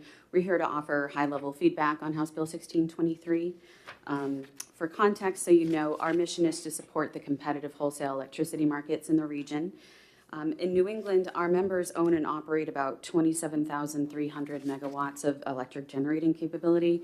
That's well over 90% of the generating capacity of New England. And specifically in New Hampshire, our members own and operate about 4,300 megawatts of generating capacity. They're responsible for about 1,500 employees and millions paid in state and local taxes. The bottom line regarding 1623 is that we appreciate the committee's recognition of the challenges that generators are facing.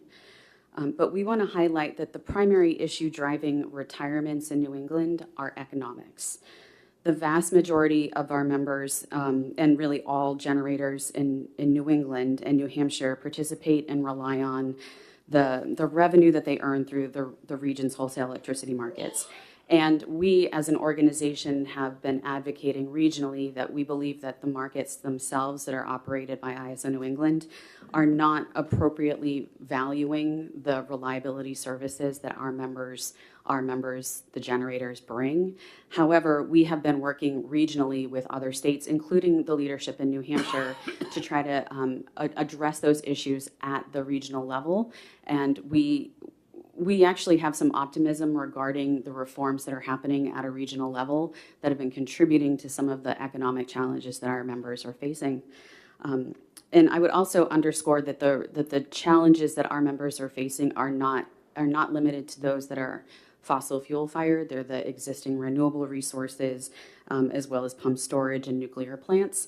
And so we want to emphasize again that we appreciate the concern that's being articulated here, but the bill in front of you is not really going to address that. What we think is going to work is the ongoing efforts at a regional level. And I just want to, for the record's sake, I guess, underscore what the realities are that drive a power plant to retirement, at least in New England. And again, that is driven by economics. The wholesale electricity markets are designed to drive are meant to drive efficiency, innovation, and flexibility, and they pit the power plants against one another. The grid operator says there's a reliability need. Who can serve that need? And the one that can serve that need at the lowest cost is the one that runs and makes money. And the result is, over time, over the last 20 years, as the markets have been operating, the cost to generate a megawatt of electricity has been driven down. And as a result of that, older, less efficient plants are having a harder time staying in operation because newer, more efficient, more innovative plants have come along, and they're driving them out of business. And so what we would emphasize is the resource that can meet the specific needs of the grid at a given moment at the lowest cost, that's the one that's going to be operating, and those are the economics that really are challenging for some power plants. And so in conclusion, and sensitivity to time, I just want to reiterate that we appreciate that there are challenges at the wholesale electricity level, that we appreciate that this committee and that the sponsors of this bill are taking reliability seriously, but there could be some unintended consequences regarding this bill, and I'm happy to take any questions. Can we limit it real quickly? Oh, yeah, I can. Yep. I share your concern that the supposed concern in this bill over market principles actually runs contrary to the provision of cheaper energy for people in New Hampshire.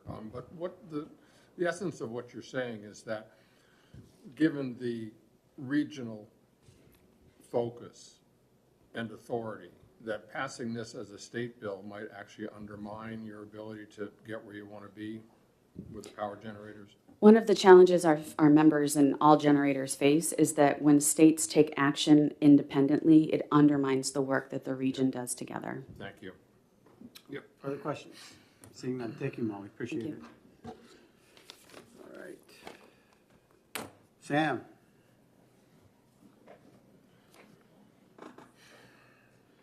kind of under the gun, Sam, so I'm I got two am- more bills I gotta go through, so.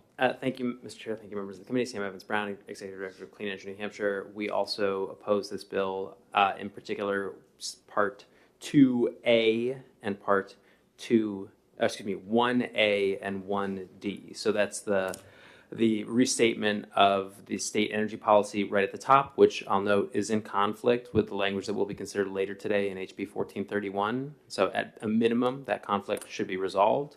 And then 2D, I'm just noting we just had a number of bruising battles over the state energy efficiency programs, and it seems like 2D is opening the door to that again. So with that, all of my points have been made by others. I'm happy to step off. Questions from the committee? Seeing none, thanks, Sam, appreciate it. Karen?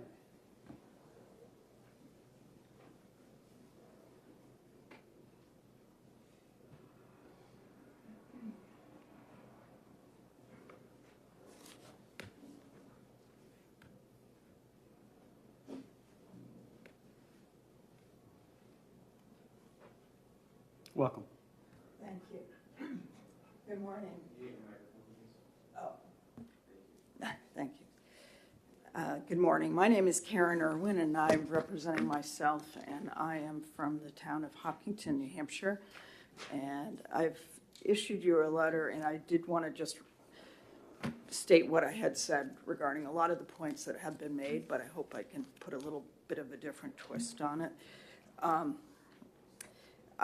I basically, I'm going to read a little bit of my letter, but that I was writing to express concerns regarding the changes of this bill, which seem to assume that earlier involuntary retirement or decommissioning of a state electric facility that provides affordable, reliable, and secure energy poses a threat to the health and safety and wellness of the citizens without defining involuntary retirement and decommissioning means. And I didn't hear from the sponsor of the bill that he defined that very well as well. It also states that it has a duty to defend the production and supply of affordable, reliable, and secure energy from external regulatory interference, which again, it doesn't really define. It would need to in some way. The fiscal note that the PUC had stated that they would open an investigatory document if a generator is forced to retire due to federal regulation, and such an investigation would be limited to the impact of the retirement on relatability and affordability of the energy resources, and make a recommendation whether the actions are necessary. The upper end of the investigation cost would be $250,000, and legal expenses were not addressed in the fiscal note, and it was appropriately determined to be an indeterminable increase. I wanted you to note that the facility that is not generating electricity is because they can buy that generation power through contracts, and do that because the open market is cheaper than what the facility could produce power at, and or they are no longer able to meet the health and safety standards necessary to be a permitted facility, such as that stack tests, or they can't meet stack tests, they can't meet safety standards, and could inappropriately fall under the statute change of this bill with its very strong language regarding under general court findings. I just see this as a huge unintended consequence of the language that's in here that's replacing 378.37. I also wanted to point out, like others have, that our current energy policy is well stated and simple, and talks about the diversity of energy sources, as well as protecting the safety and health of its citizens. And the language, and I put it in your letter, I think you should read it into, because it's just a sentence really, is the general court declares that it shall be the energy policy of the state to meet the energy needs of the citizens and businesses of the state at the lowest reasonable cost, while providing the reliability and diversity of energy sources to maximize the use of cost-effective energy efficiency and other demand-side resources, and to protect the health and safety and health of its citizens, the physical environment of the state, and this is another important point, is the future supply of resources with consideration of financial stability of the state's utilities. So in conclusion, I would respectfully request that the committee determine this bill to be inexpedient to legislate in the Senate, as its unintended consequences could be very costly to the citizens of the state fiscally, as well as the health and safety of its citizens. It would not result in meeting the current simple energy policy of being the lowest reasonable cost while providing for reliability and diversity of energy sources to maximize the use of cost-effective energy efficiency and other demand-side resources, and to protect the health and safety of its citizens. So respectfully, those are my comments. Thank you. Questions from the committee? Seeing none, well done. Thank you. Thank you very much. New Hampshire Sierra Club, Catherine.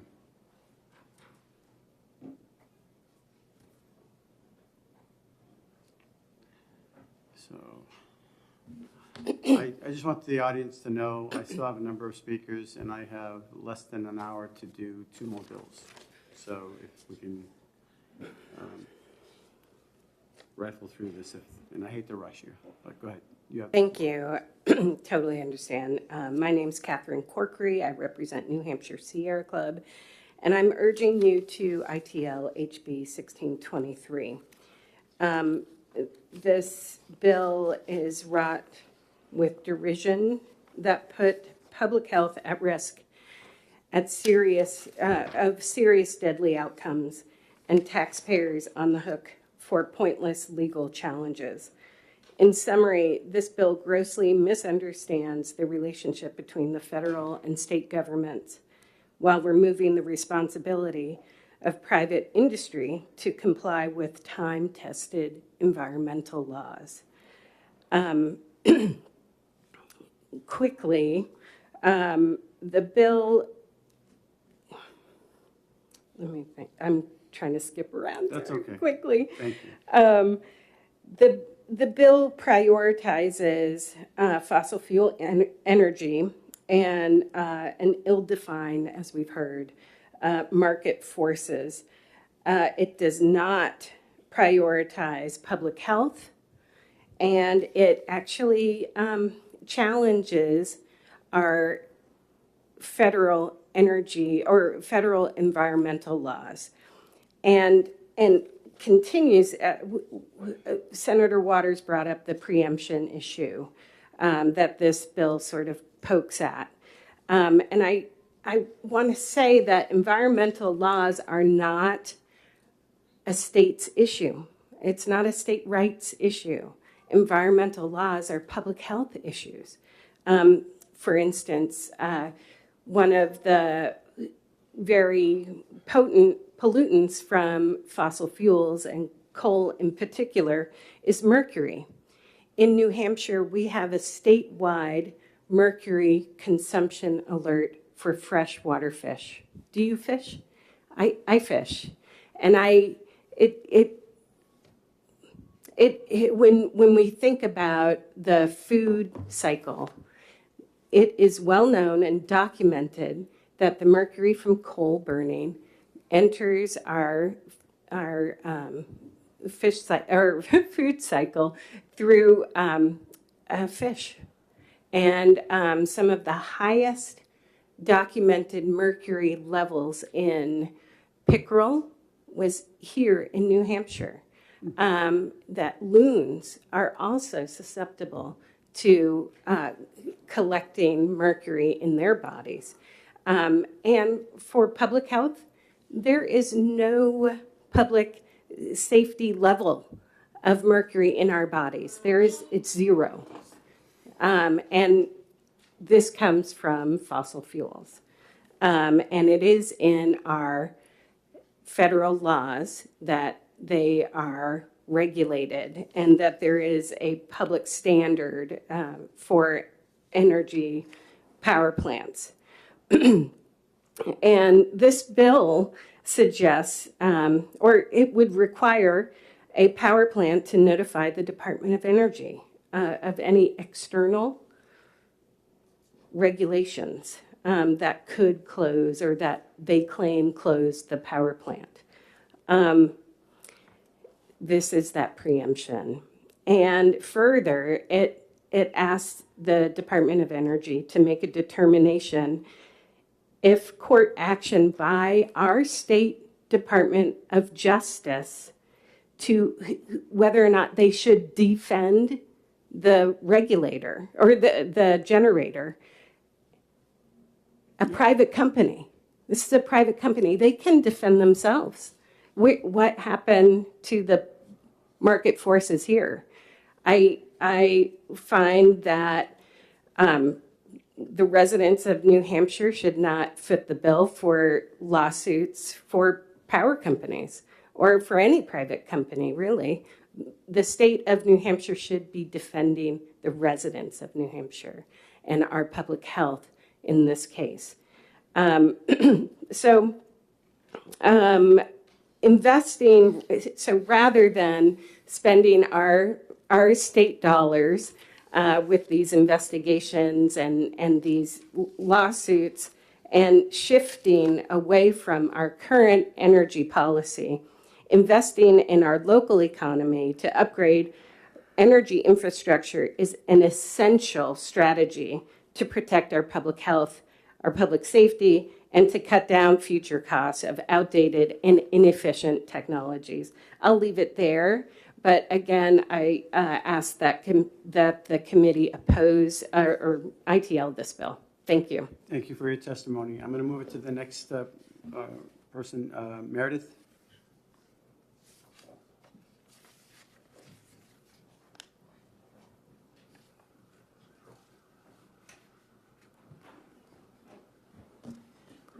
Thank you, Mr. Chairman, members of the committee. Meredith Hatfield for the Nature Conservancy. I do have a testimony letter, and I am making many of the points that prior speakers have made, so I won't repeat those.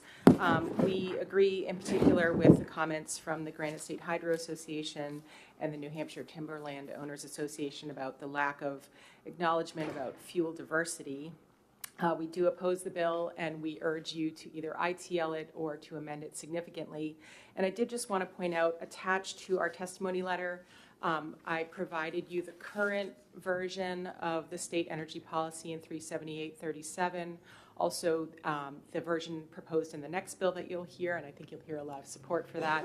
And then also I included the version in 1623, which we think just goes too far and makes too many radical changes in our current energy policy. Very helpful. Thank you very much. Appreciate it.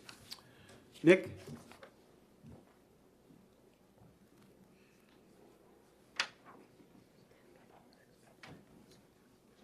Yikes. Thank you. We have a lot of speakers on our next couple of bills, so and I hate to rush you, but I'm just going to ask you to be succinct. Yeah, good morning. I'll try to be as succinct as possible, but this is a big deal. Yeah, I'm Nick Krakoff with the Conservation Law Foundation. Thanks for having me here this morning.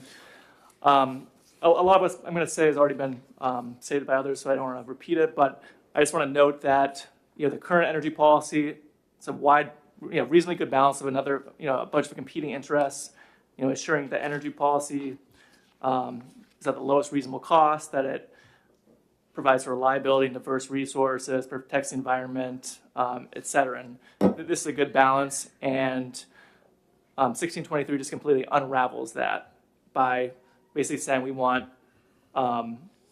reliable, secure resources above all other concerns. And in the process of doing that, it completely ignores any sort of health or safety or environmental issues with with fossil fuels, which is basically what this bill is about. And I also want to reiterate what Senator Waters said, where there's a deep inconsistency in the bill where it claims it's technologically neutral, but then goes on to state that there should be an emphasis on reliable, secure, affordable resources. Those two those two statements really contradict each other. Again, as has already been noted, there's a direct conflict with HB 1431 on the state energy policy. That bill passed on a voice vote. This bill narrowly passed the House, and so there's clearly more of a consensus among state lawmakers on 1431 and the state energy policy included there than on the one in this bill. And then one other point I want to make is that in Chairman Bose's testimony, not once did he mention the elephant in the room, or the king of the jungle, the real king of the jungle, which is ISO New England's role in the region. ISO New England is there to ensure reliability, to ensure secure energy resources. We're not Texas. We don't operate alone. We're part of this regional grid that is there to ensure that we have reliable and secure energy resources. And so this bill is really redundant and unnecessary given ISO New England's role in the region. And then the final point I'd like to make is just that, I agree with some of the testimony of the others that, the investigation that would be done by DOE, a lot of the remedies that would occur would be preempted by federal law. So for those reasons, I'd urge you to ITL this bill. Thank you very much. Thank you for your testimony. And our last speaker is Chris Elms from the Department of Energy.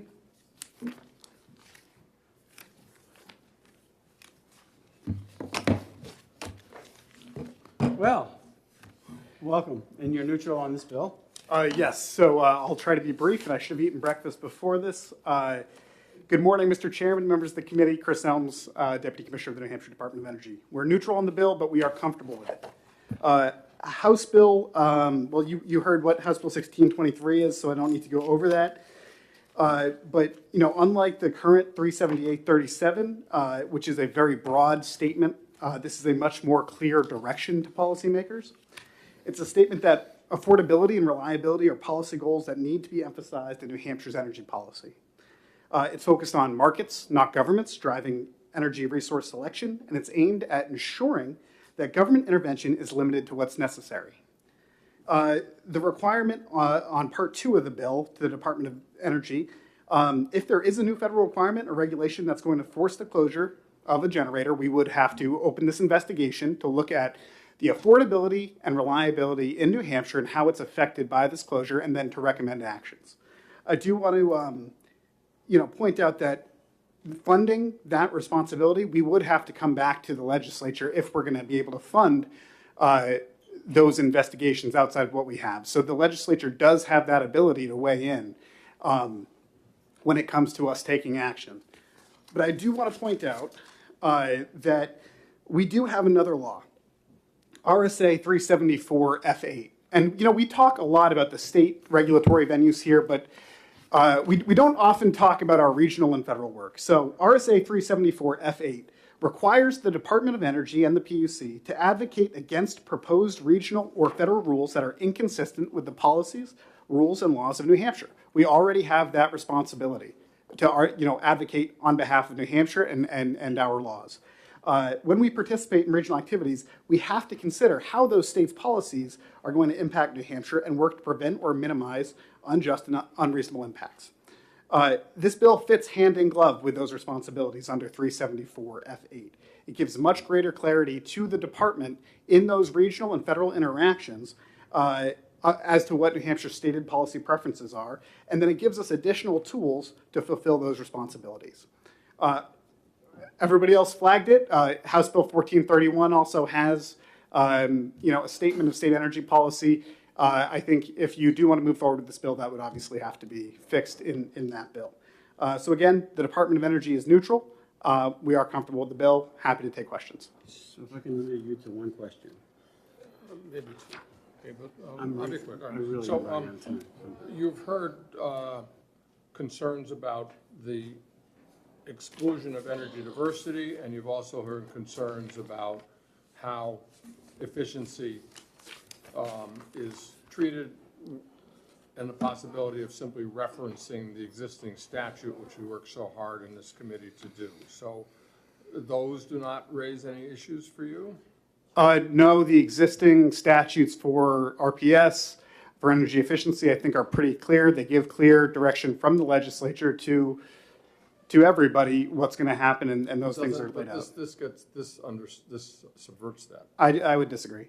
And energy diversity, we don't need that? I think if you look to the, requirement that we promote affordable, reliable, and secure energy resources, secure, what would that mean? I think it would mean fuel security. It would mean supply chain security. It would mean looking at cybersecurity, right? Those are things that go hand in hand here. So, when folks talk about the value of fuel diversity being that we have, more potential fuel resources and technology types available, I think that fits hand in glove with that. This is my next bill, so we can talk offline, but I appreciate your testimony, and we've got to close the hearing because we have another bill coming up. Thank you very much. So we're going to hear from the prime sponsor of HB 1431, and here we go again. This is I have a lot of speakers, full page in 45 minutes, so we're going to have to be concise if we want to get through this.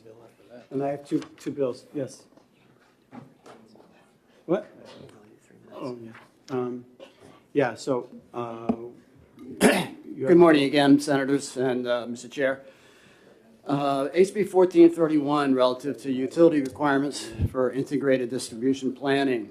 This bill basically resets the statutory requirement that our utilities file long-term plans with the PUC, the Public Utilities Commission, encompassing comprehensive 10-year demand forecasts, as well as proving they are intent on maximizing the benefits of energy efficiency and non-wire alternatives.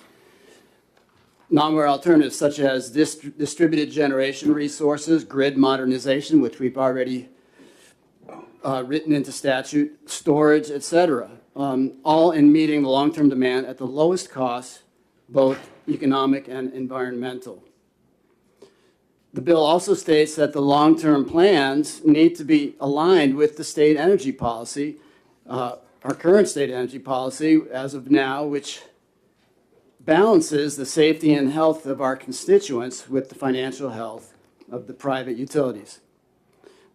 Most importantly for me, the adjudicative process, the hearings, the legal process which occurs to confirm the plan, the long-term plan, includes an element of public participation and transparency that helps ensure trust in the paradigm of the way we manage the electrical system, the energy system.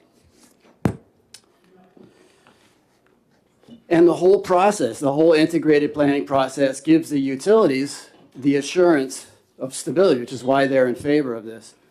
The stability they need for continued investment in upgrading the grid while transitioning to a diversified, clean, and reliable system to meet the needs of our rapidly electrifying economy. So that's basically what this bill does. And I'm happy to try to answer your questions. But I assure you that any complex, technologically challenging questions would be better answered by the people following me. So, thank you for your testimony, Representative. We appreciate you bringing the bill. Questions from the committee? Seeing none, thank you. Thank you. So I do have a lot of speakers, and if people can keep it to the bill and be concise, I still have another bill after this. So please respect the chair. I don't want to have to cut anybody off. So with that. Don, would you mind? I would not mind, Mr. Chairman. Thank you again for hearing my testimony. I'm Don Crease, the Consumer Advocate. I'm going to keep faith with your request that I be really speedy. First of all, I'm here to support House Bill 1431. It keeps faith with a commitment that you made last year to find something that would serve as a useful replacement to the least cost integrated resource planning statute that the General Court repealed in the last session. So I think this is a good attempt to do that, which is why I'm supportive of the bill. I have a few specific concerns that I'd like to lay out for your consideration, and then I look forward to seeing what the committee does with the bill. First, I'd like to point out that in lines 7 through 12 on the first page, the bill tinkers with the New Hampshire energy policy, and it does so in ways that don't seem substantive to me, and so I'm wondering why it's necessary to do that. I'm always aware of the canon of statutory interpretation that says that when the legislature changes statutory language, it does so for a reason. So I would urge the committee to be deliberate and knowing about why it would want to make changes to the actual language in Section 37 of RSA 378.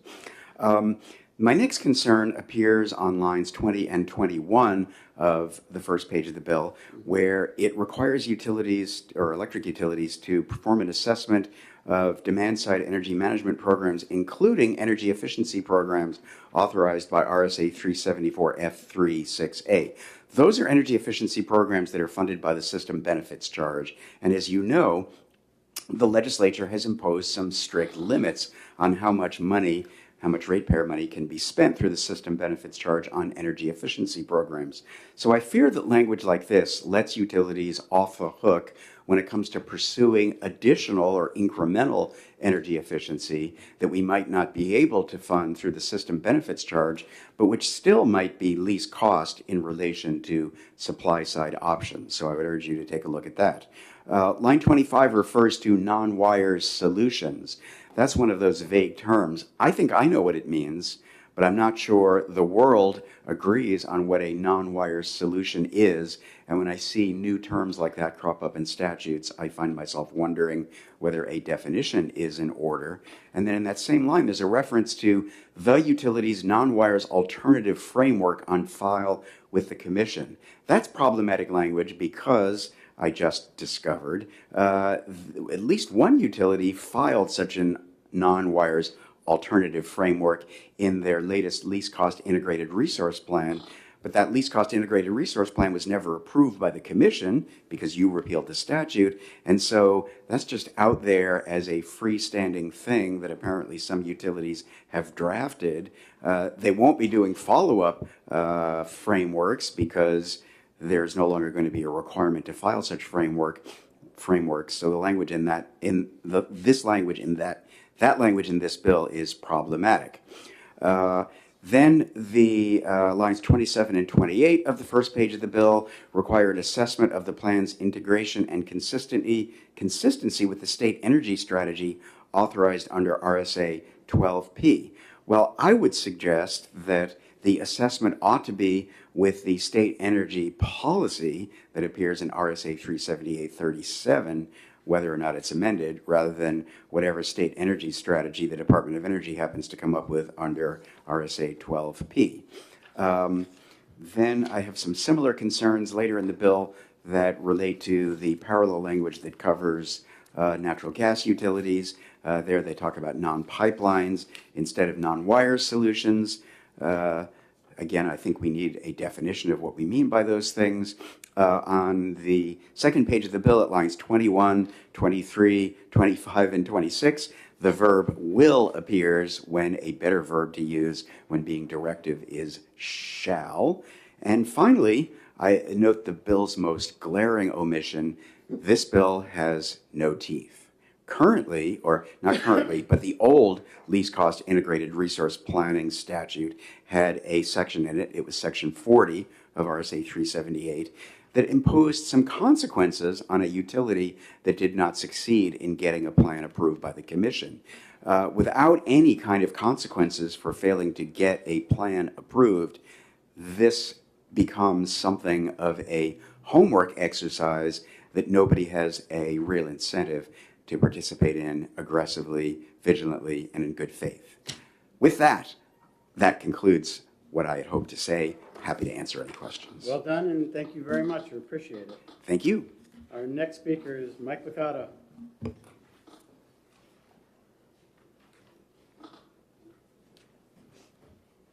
Welcome.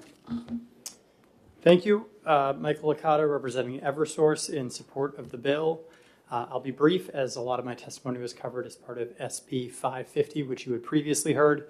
HB 1431 is a reasonable, straightforward approach to developing a long-term regulatory framework for utility planning. The bill is very, quite frankly, simple. It directs utilities to file plans with the PUC every 5 years. Those plans must include a forecast of customer demand and various assessments on how the utility will meet that demand. I would say in response to previous testimony, the bill represents a careful compromise among a wide number of stakeholders who had input on it, which is why it did pass the House unanimously and is before you today.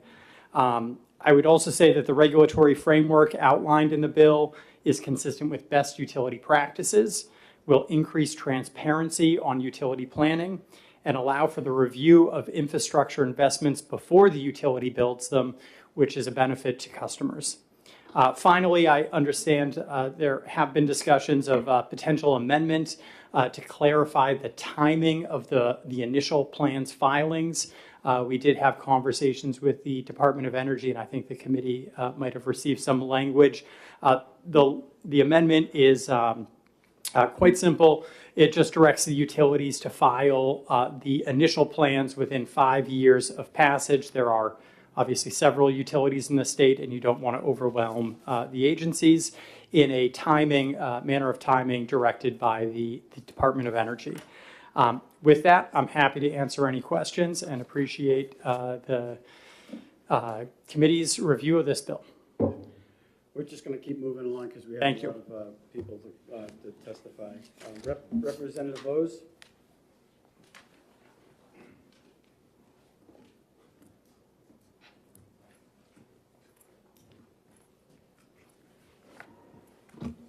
Thank you, Mr. Chairman. Hello again. Representative Michael Vose, representing Rockingham 5, the town of Epping. And I'm just here to say that while I'm in general support of the bill and the approach, because it's a much scaled down version of the least cost integrated resource plan that we repealed last year, I do think, as the consumer advocate mentioned, that the language in 37837 is unnecessary. It has no bearing whatsoever on the bill itself, and I think it should be removed from the bill. And that's all I have to say about it. You did really well.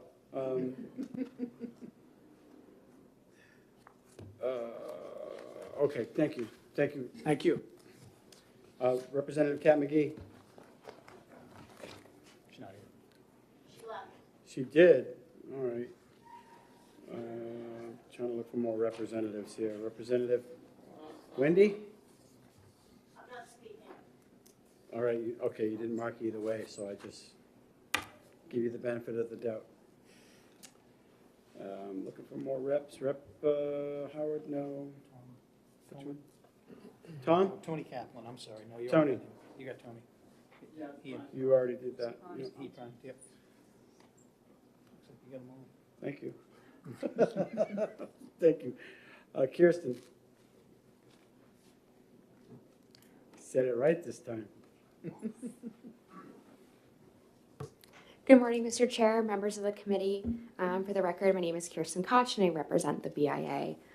BIA supports this bill because it would establish a transparent regulatory process where utilities can present their long-term plans to the PUC. This provides stakeholders such as the BIA the opportunity to review a utility's plans in a transparent process and ensure that the utilities are making prudent and cost-effective investments that don't unduly impact the state's residents and businesses. Therefore, because this creates an opportunity for more regulatory transparency, BIA supports this bill. We encourage the committee to pass it. Thank you. Thank you. Well done. Meredith.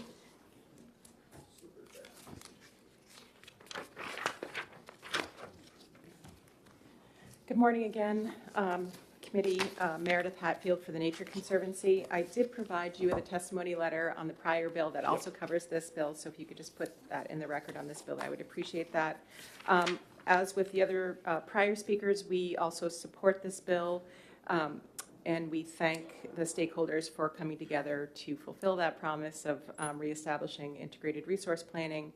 We agree with the BIA that it is an important part of transparency and a chance for all stakeholders to learn about what the utility plans to do with our money.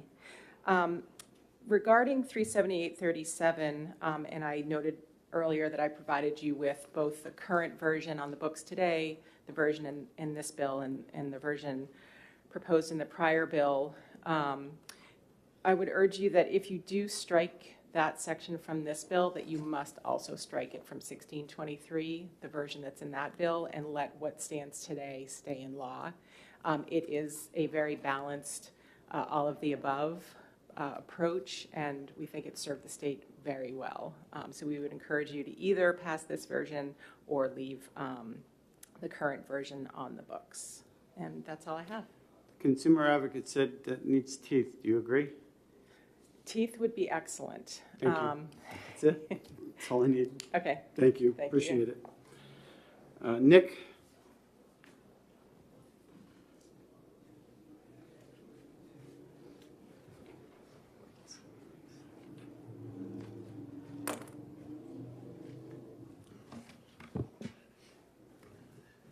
Yeah, hello again. Nick Rakoff with Conservation Law Foundation again. Just passed around written testimony as I did for 1623 earlier. I agree with a lot of the points that have been stated already, so I'll be brief. Basically, we needed a process that reviews utility planning, before it happens, not after the fact. Currently under law, there's no requirement that the PUC review utility planning, before it takes place. And so what happens is utilities make the investments and then come in and seek cost recovery. Utilities usually, or the PUC is usually unwilling to deny cost recovery at that point. So it makes a lot more sense to do planning ahead of time before that investment is made. Second, there's no sort of holistic or comprehensive planning done by the PUC under current law. This would require that. This would, require that they look at all the factors in RSA 37837 as well as the other enumerated factors to determine that they're consistent with those. And so there's no really comprehensive planning that's, planning a review that's done by the PUC right now. And so I think there's a real need for that sort of process. And then I also agree with the inclusion in the bill that it should apply to the gas utilities. There's a lot of benefit to including the gas utilities, just as much benefit as there are for the electric utilities. And so we should maintain that in the bill. And then finally, I just wanted to draw your attention to, I think, was a typo in the bill. This is on page 2, line 31. Basically it says whether the plan is consistent with RSA 37838. I think that should read 37838 or 37839 because 37839 applies to gas utilities. This only applies to electric utilities. So, Could you repeat that? Yeah, sure. I think we have a different page than you do. So I'm looking on The amended page 2, Page 2, okay. and then line 31, All right. where it says set forth in RSA 37838. And what should it say? I think it should say 37838 or RSA 37839 as applicable because 37838 only applies to electric utility planning, whereas 37839 would apply to gas utility planning. And so there needs to be something to. You wanted and, wouldn't you? Yeah, and. Okay, thank you. But yeah, that's in conclusion. I urge you to OTP this bill. Thank you very much. Thank you very much. Next we have Sam Evans Brown. I don't need to speak. We support the bill, and since we're behind, I was just saying I support the bill. Come on, Sam, really? All right. I gave you 2 chances at it. That's all good. All right, and who do we have? I think our last speaker on this one will be Chris Elms.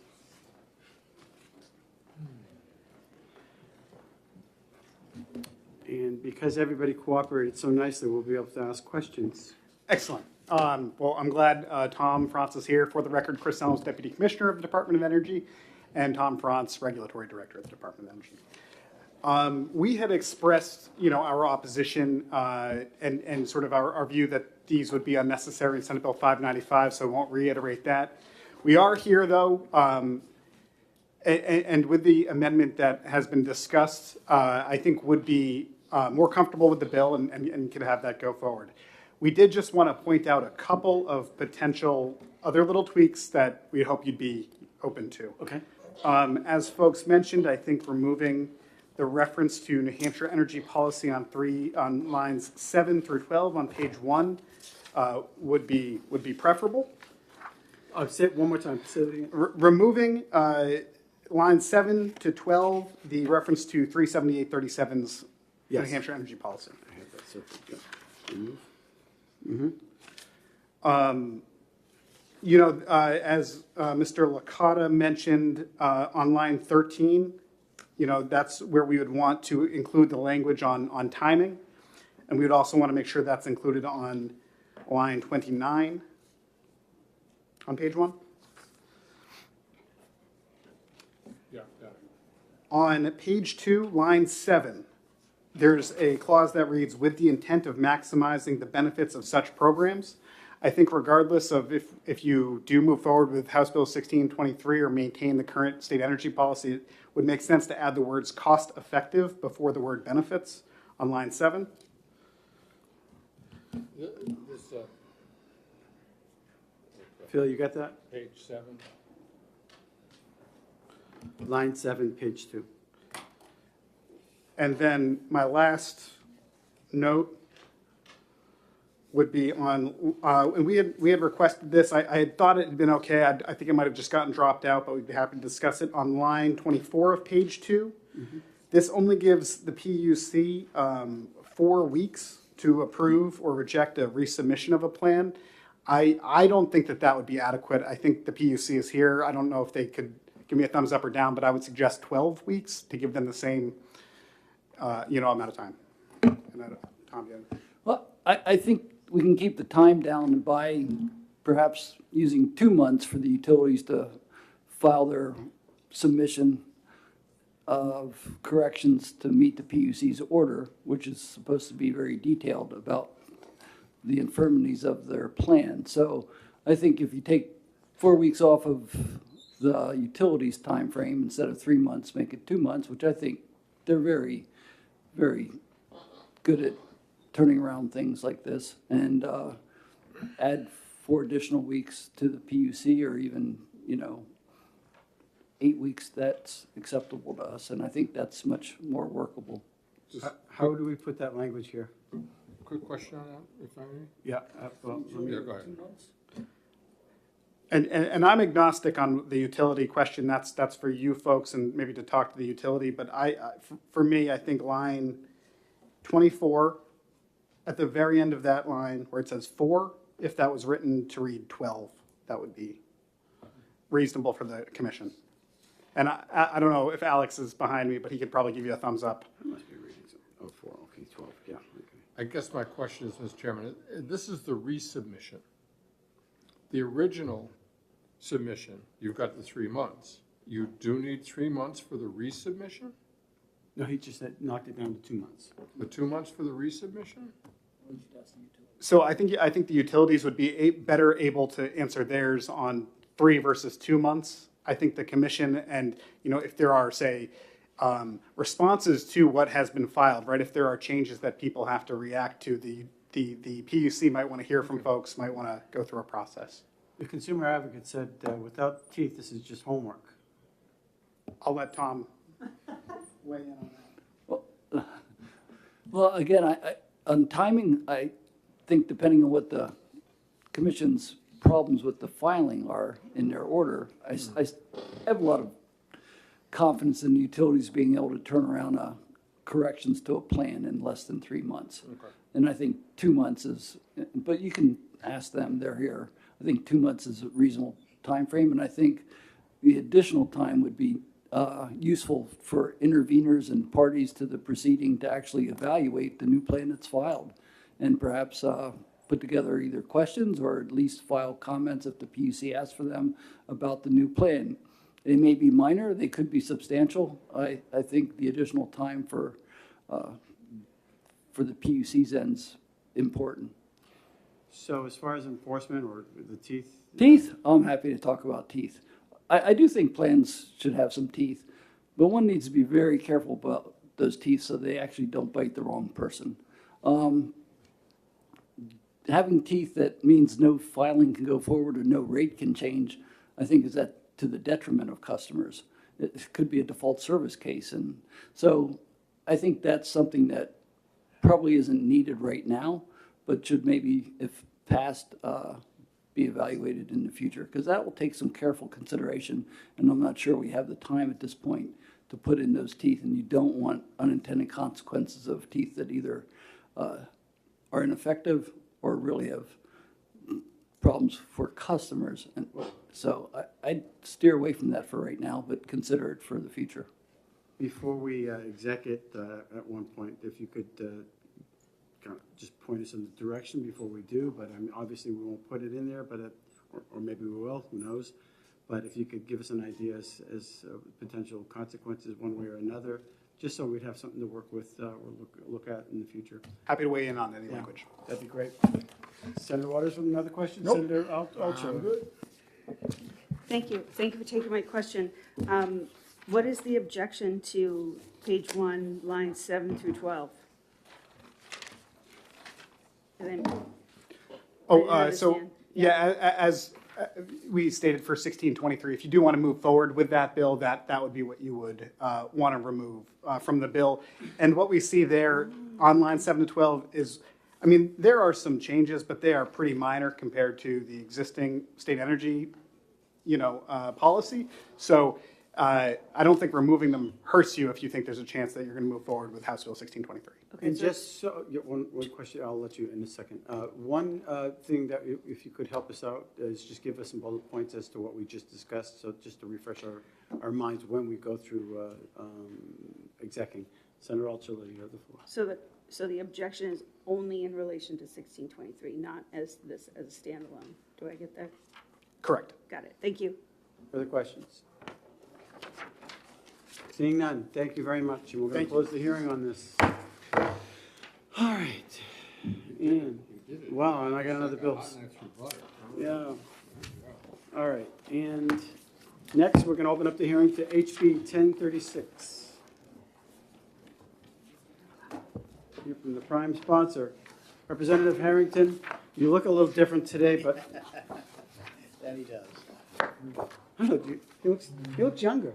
So Representative Harrington has asked me to introduce this bill to the committee.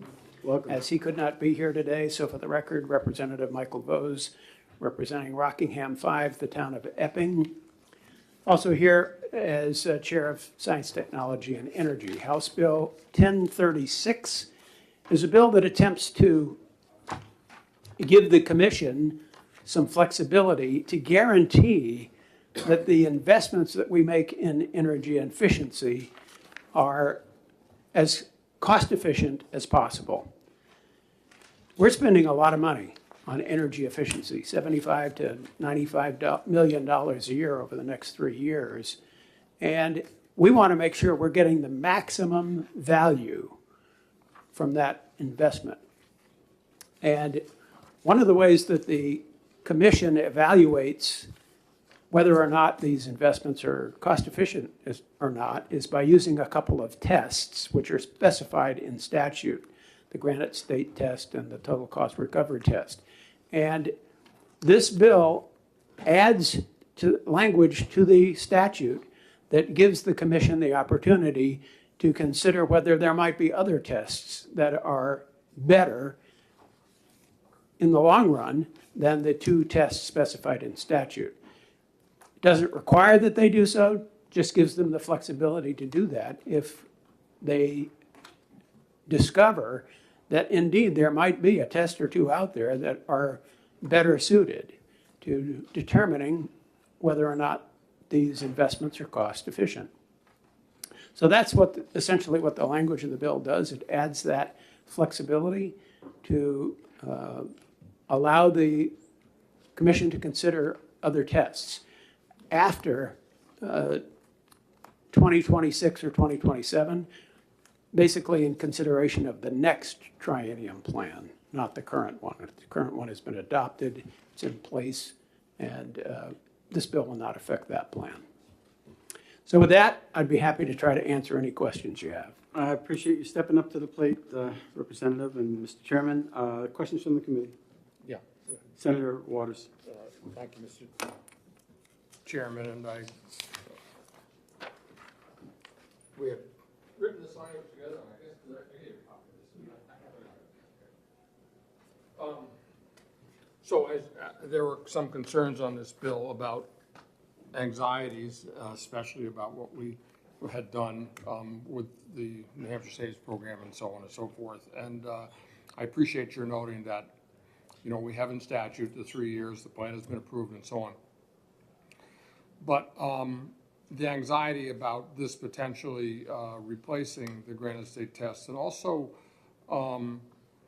the idea that perhaps program participants, not just the ratepayers, are people who might benefit. So the language that I have, that we worked on, starting on line 12, then would read, the commission may consider alternative additional cost-benefit tests and methodologies to ensure the ratepayers and program participants get the most value for their investments as developed through an adjudicative process and approve them by order, et cetera, et cetera. So that is a way of addressing some of those concerns.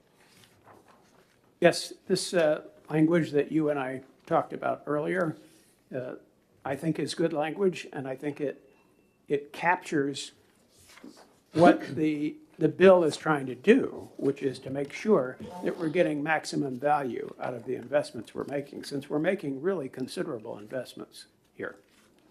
Thank you.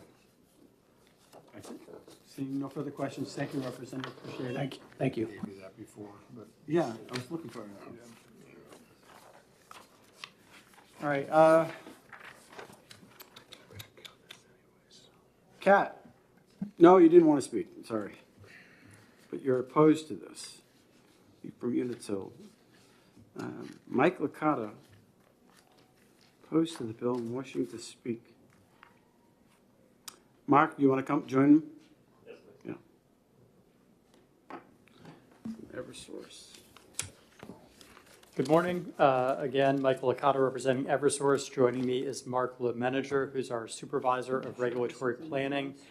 We are opposed to the legislation. We have concerns that passage of this bill would create uncertainty and remove a key provision that the legislature passed as part of HB 549 just 2 years ago. Regulatory consistency is critical to long-term planning of the energy efficiency programs and avoiding program disruptions that HB 549 was passed in order to address. I'm going to turn it over to Mark, who can go into a little bit of the details of the current Granite State test and how that is applied and the importance of it, as well as the lengthy and rigorous stakeholder process that was employed to develop it. And we are certainly cognizant of time and all the other speakers that you want to get to. Thank you. So the Granite State test was developed as part of a working group at the PUC between 2018 and 2019. It was approved in very late December of 2019 for effect in 2021. So we had this in place. It was a 2-year process that went through weighing out all of the inputs and factors within the framework of the existing cost test and how can we make it more effective for New Hampshire's programs and meeting New Hampshire's regulatory environment and goals. So with that outcome, we came up with the Granite State test. That Granite State test has existing parameters in it. However, those parameters are updated over time. So right now there's every 3 years an avoided energy supply cost study, which updates what are the most current estimates for saving electricity, natural gas, different items. And we will be filing this July 1st an update to our plan for the benefits of that revised avoided energy supply cost study. So the parameters are there with the Granite State test, but it's not fixed in stone. So it is updated routinely to update for the most current values that apply for the current time frame that we're in. In terms of market stability and continuity, HB 549 in 2022 and SB 113 in 2023 provided that by cementing the Granite State test as the primary cost effectiveness test. If we were to go to a framework that the cost effectiveness test could change every 3 years, we could result in a situation where contractors don't know what programs or measures are eligible for the next 3 years. We need to then educate and train them on what is available, getting their workforce ready to deliver the programs, and the measures that are cost effective for that upcoming time frame. And then customers need to be aware of what can they invest in, and they should have some relative certainty. Both customers and contractors should have some relative certainty on what is currently available, should reasonably be expected to be cost effective in the next 3 years as well, and available through the programs. So by keeping this bill, by opposing the bill, this would keep that certainty in place. Questions? We appreciate your testimony. Thank you very much. Consumer Advocate, Mr. Kreis. What is the proper way to say your name? Don Kreis. Correct. Thank you, sir. At least that's the way my family says it. I answer to either pronunciation. Hello, everybody. I am still Don Kreis. I'm still the consumer advocate. Energy efficiency is the hill I die on. And therefore, if this bill were a train, I would lie down on the tracks in front of the bill to prevent it from going into effect. I implore you to ITL this bill. It is horrible public policy.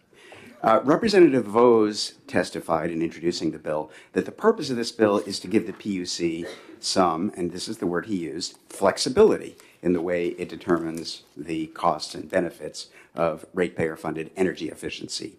Read the PUC's order approving the most recent triennial energy efficiency plan. The PUC despises the Granite State Test and has every intention of doing it in if you give the PUC the, quote, flexibility that your friends in the other body would like you to give to the PUC. Please do not do that. You know, I agree with every word that my friend Mr. Lemanager of Eversource said, and this can get very complicated very quickly, but it's not really that hard to understand at baseline. Deciding what the cost-benefit test is that applies to ratepayer-funded energy efficiency is really just a matter of figuring out what counts as a benefit, what counts as a cost, and what discount rate do you apply to the benefits? Because obviously, if I come along and weatherize one of your homes and it throws off energy efficiency benefits for 30 years, we have to figure out how to take those 30 years of benefits and calculate a net present value so that we can compare them to the costs.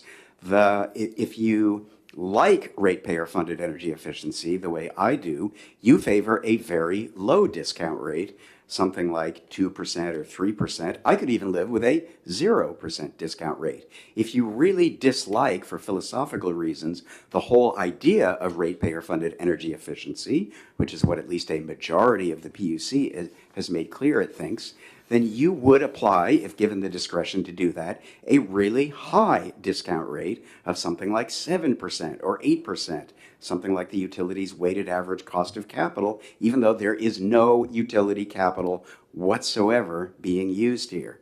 And while I'm talking about this, I would like you to know or remind you about the fundamental unfairness of this whole game in the following sense.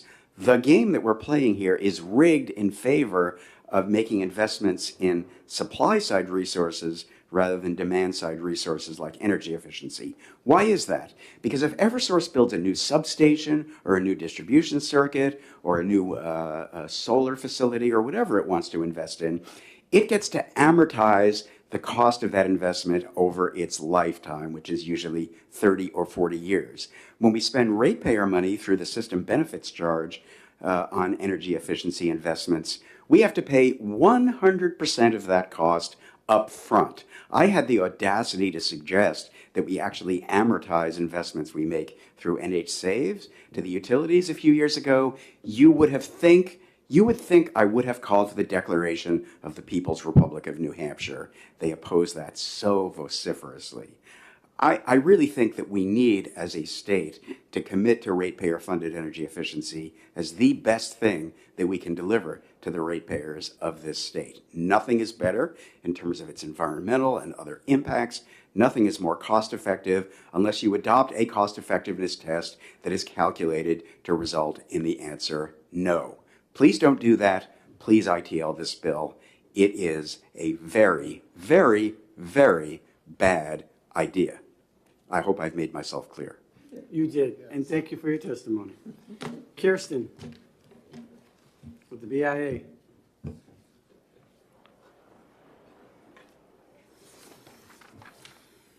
Hello again, Kirsten Koch for Business and Industry Association.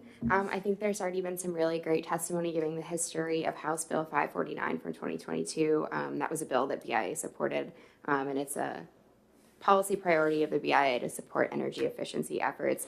Therefore, BIA is here today to oppose House Bill 1036.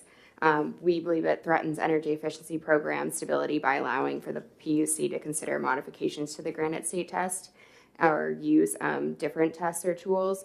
The Granite State test, as already mentioned, was created for 549 in a very collaborative bipartisan process, the one that we supported. We believe that if passed, House Bill 1036 could deem key programs to no longer be cost effective if the PUC makes substantial changes to the cost-benefit test. And this would threaten commercial and industry energy efficiency programs that BIA members rely on to cut their energy costs and ultimately keep their business operations in New Hampshire competitive. So we respectfully request the committee not to pass this bill. Thank you. I'd be happy to take any questions. Thank you for your testimony. Sam? Thank you. For the record, the Home Builders Association vehemently opposed this as well. Thank you, Mr. Chair. Sam Evans-Brown, Executive Director of Clean Energy New Hampshire. Clean Energy New Hampshire is also in opposition to this bill. Our membership is broad, and it includes many of the energy efficiency contractors that actually carry out this work. And when we were engaged in trying to push forward HB 549, I got to know quite a few of them. And I can tell you that they have been through years of a bit of a roller coaster in terms of whether or not they knew they were going to keep their jobs or not. And I would just reiterate that certainty in these programs and predictability and a gradual approach is the right way to progress. I don't see a need for this bill, and I think there's plenty of opportunities to work on the Granite State test through the stakeholder groups that exist, and we don't need to toss it out of statute. Thank you very much for your testimony, Sam. And our final speaker, Chris Elms from the Department of Energy.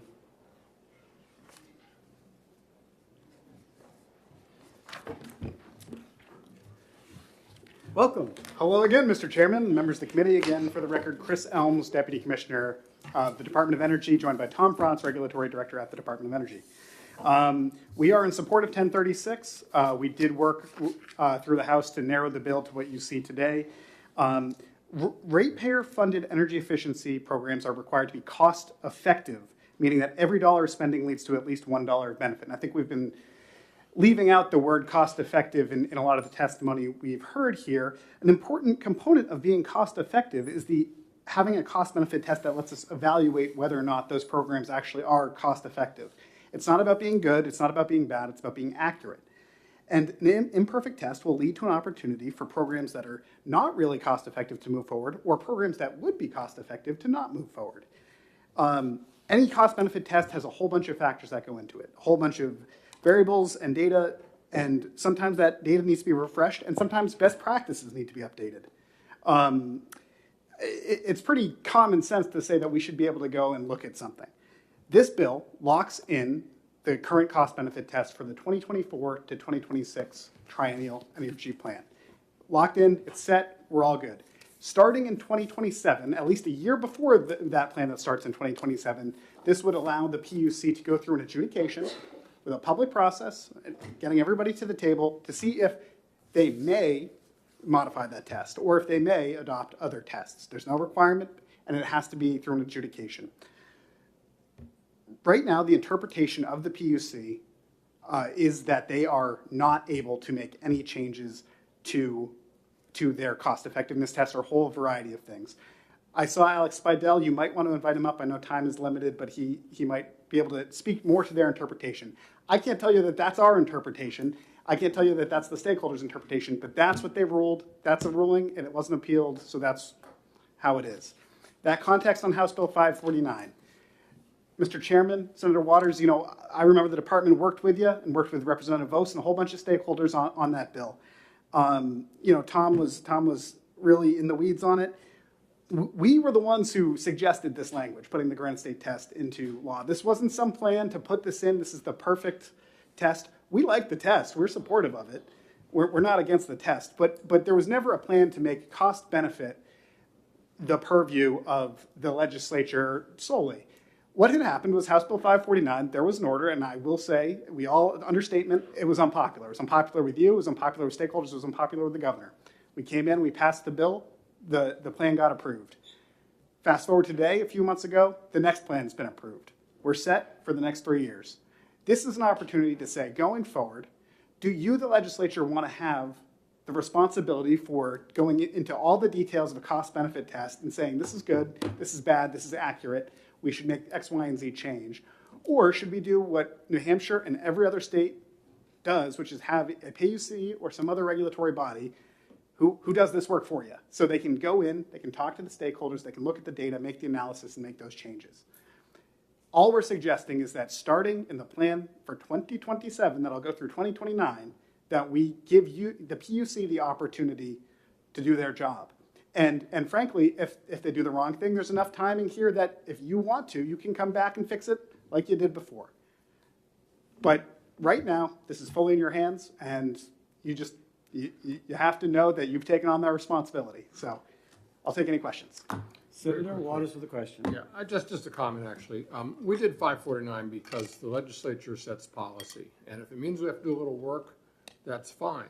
But we can't let the vagaries of the PUC determine the policies on this, and that's why the concern about the legislation. So I hear what you're saying, but I also say we're the legislative branch, we set policy. That's why we did 549. So yeah, no, and I would just push back a little bit, Senator Waters. I appreciate the comment, but I was there for House Bill 549, and you were too. We did that because folks wanted to stabilize the programs and the guardrails we put on, including this GST. Were part of those guardrails to make sure that there was no room for doubt and the programs would get stabilized in February when the bill went into law. I wouldn't say it was a conscious policy decision that everybody made to say this is something that the legislature is going to take over when it comes to cost-benefit tests. So yes, we did. Sorry. If I may just quickly, this is a little bit analogous to a legislative commitment and statement about what should be the proper methodology for determining something like cost of capital. That's getting deep into the weeds that regulatory agencies should have the expertise to decide. And there's policy, and then there's detail that is the reason you have regulatory agencies. Now, I'm a fan of the Granite State test, but I also know that regulatory commissions should have the authority and ability to actually ask questions and evaluate inputs into different types of programs and policies and dockets that are before them. And this is an important aspect. But if you step back and take a bigger picture, I'm not sure it's a really good policy decision to get this deep and to enshrine in a legislative case what the actual input should be to something like this. It might be that you don't trust this commission. Maybe that's justified, maybe it's not. But there will be other commissions, and if you take a longer view, I really think that this type of decision would be problematic for you. Thank you for your testimony. I'm going to have to ask anybody who wants to testify, if you could send us your written testimony, that would help us out, because they're going to kick me out of the room. So with that, I'm going to close the hearing. Thank everybody for all their hard work.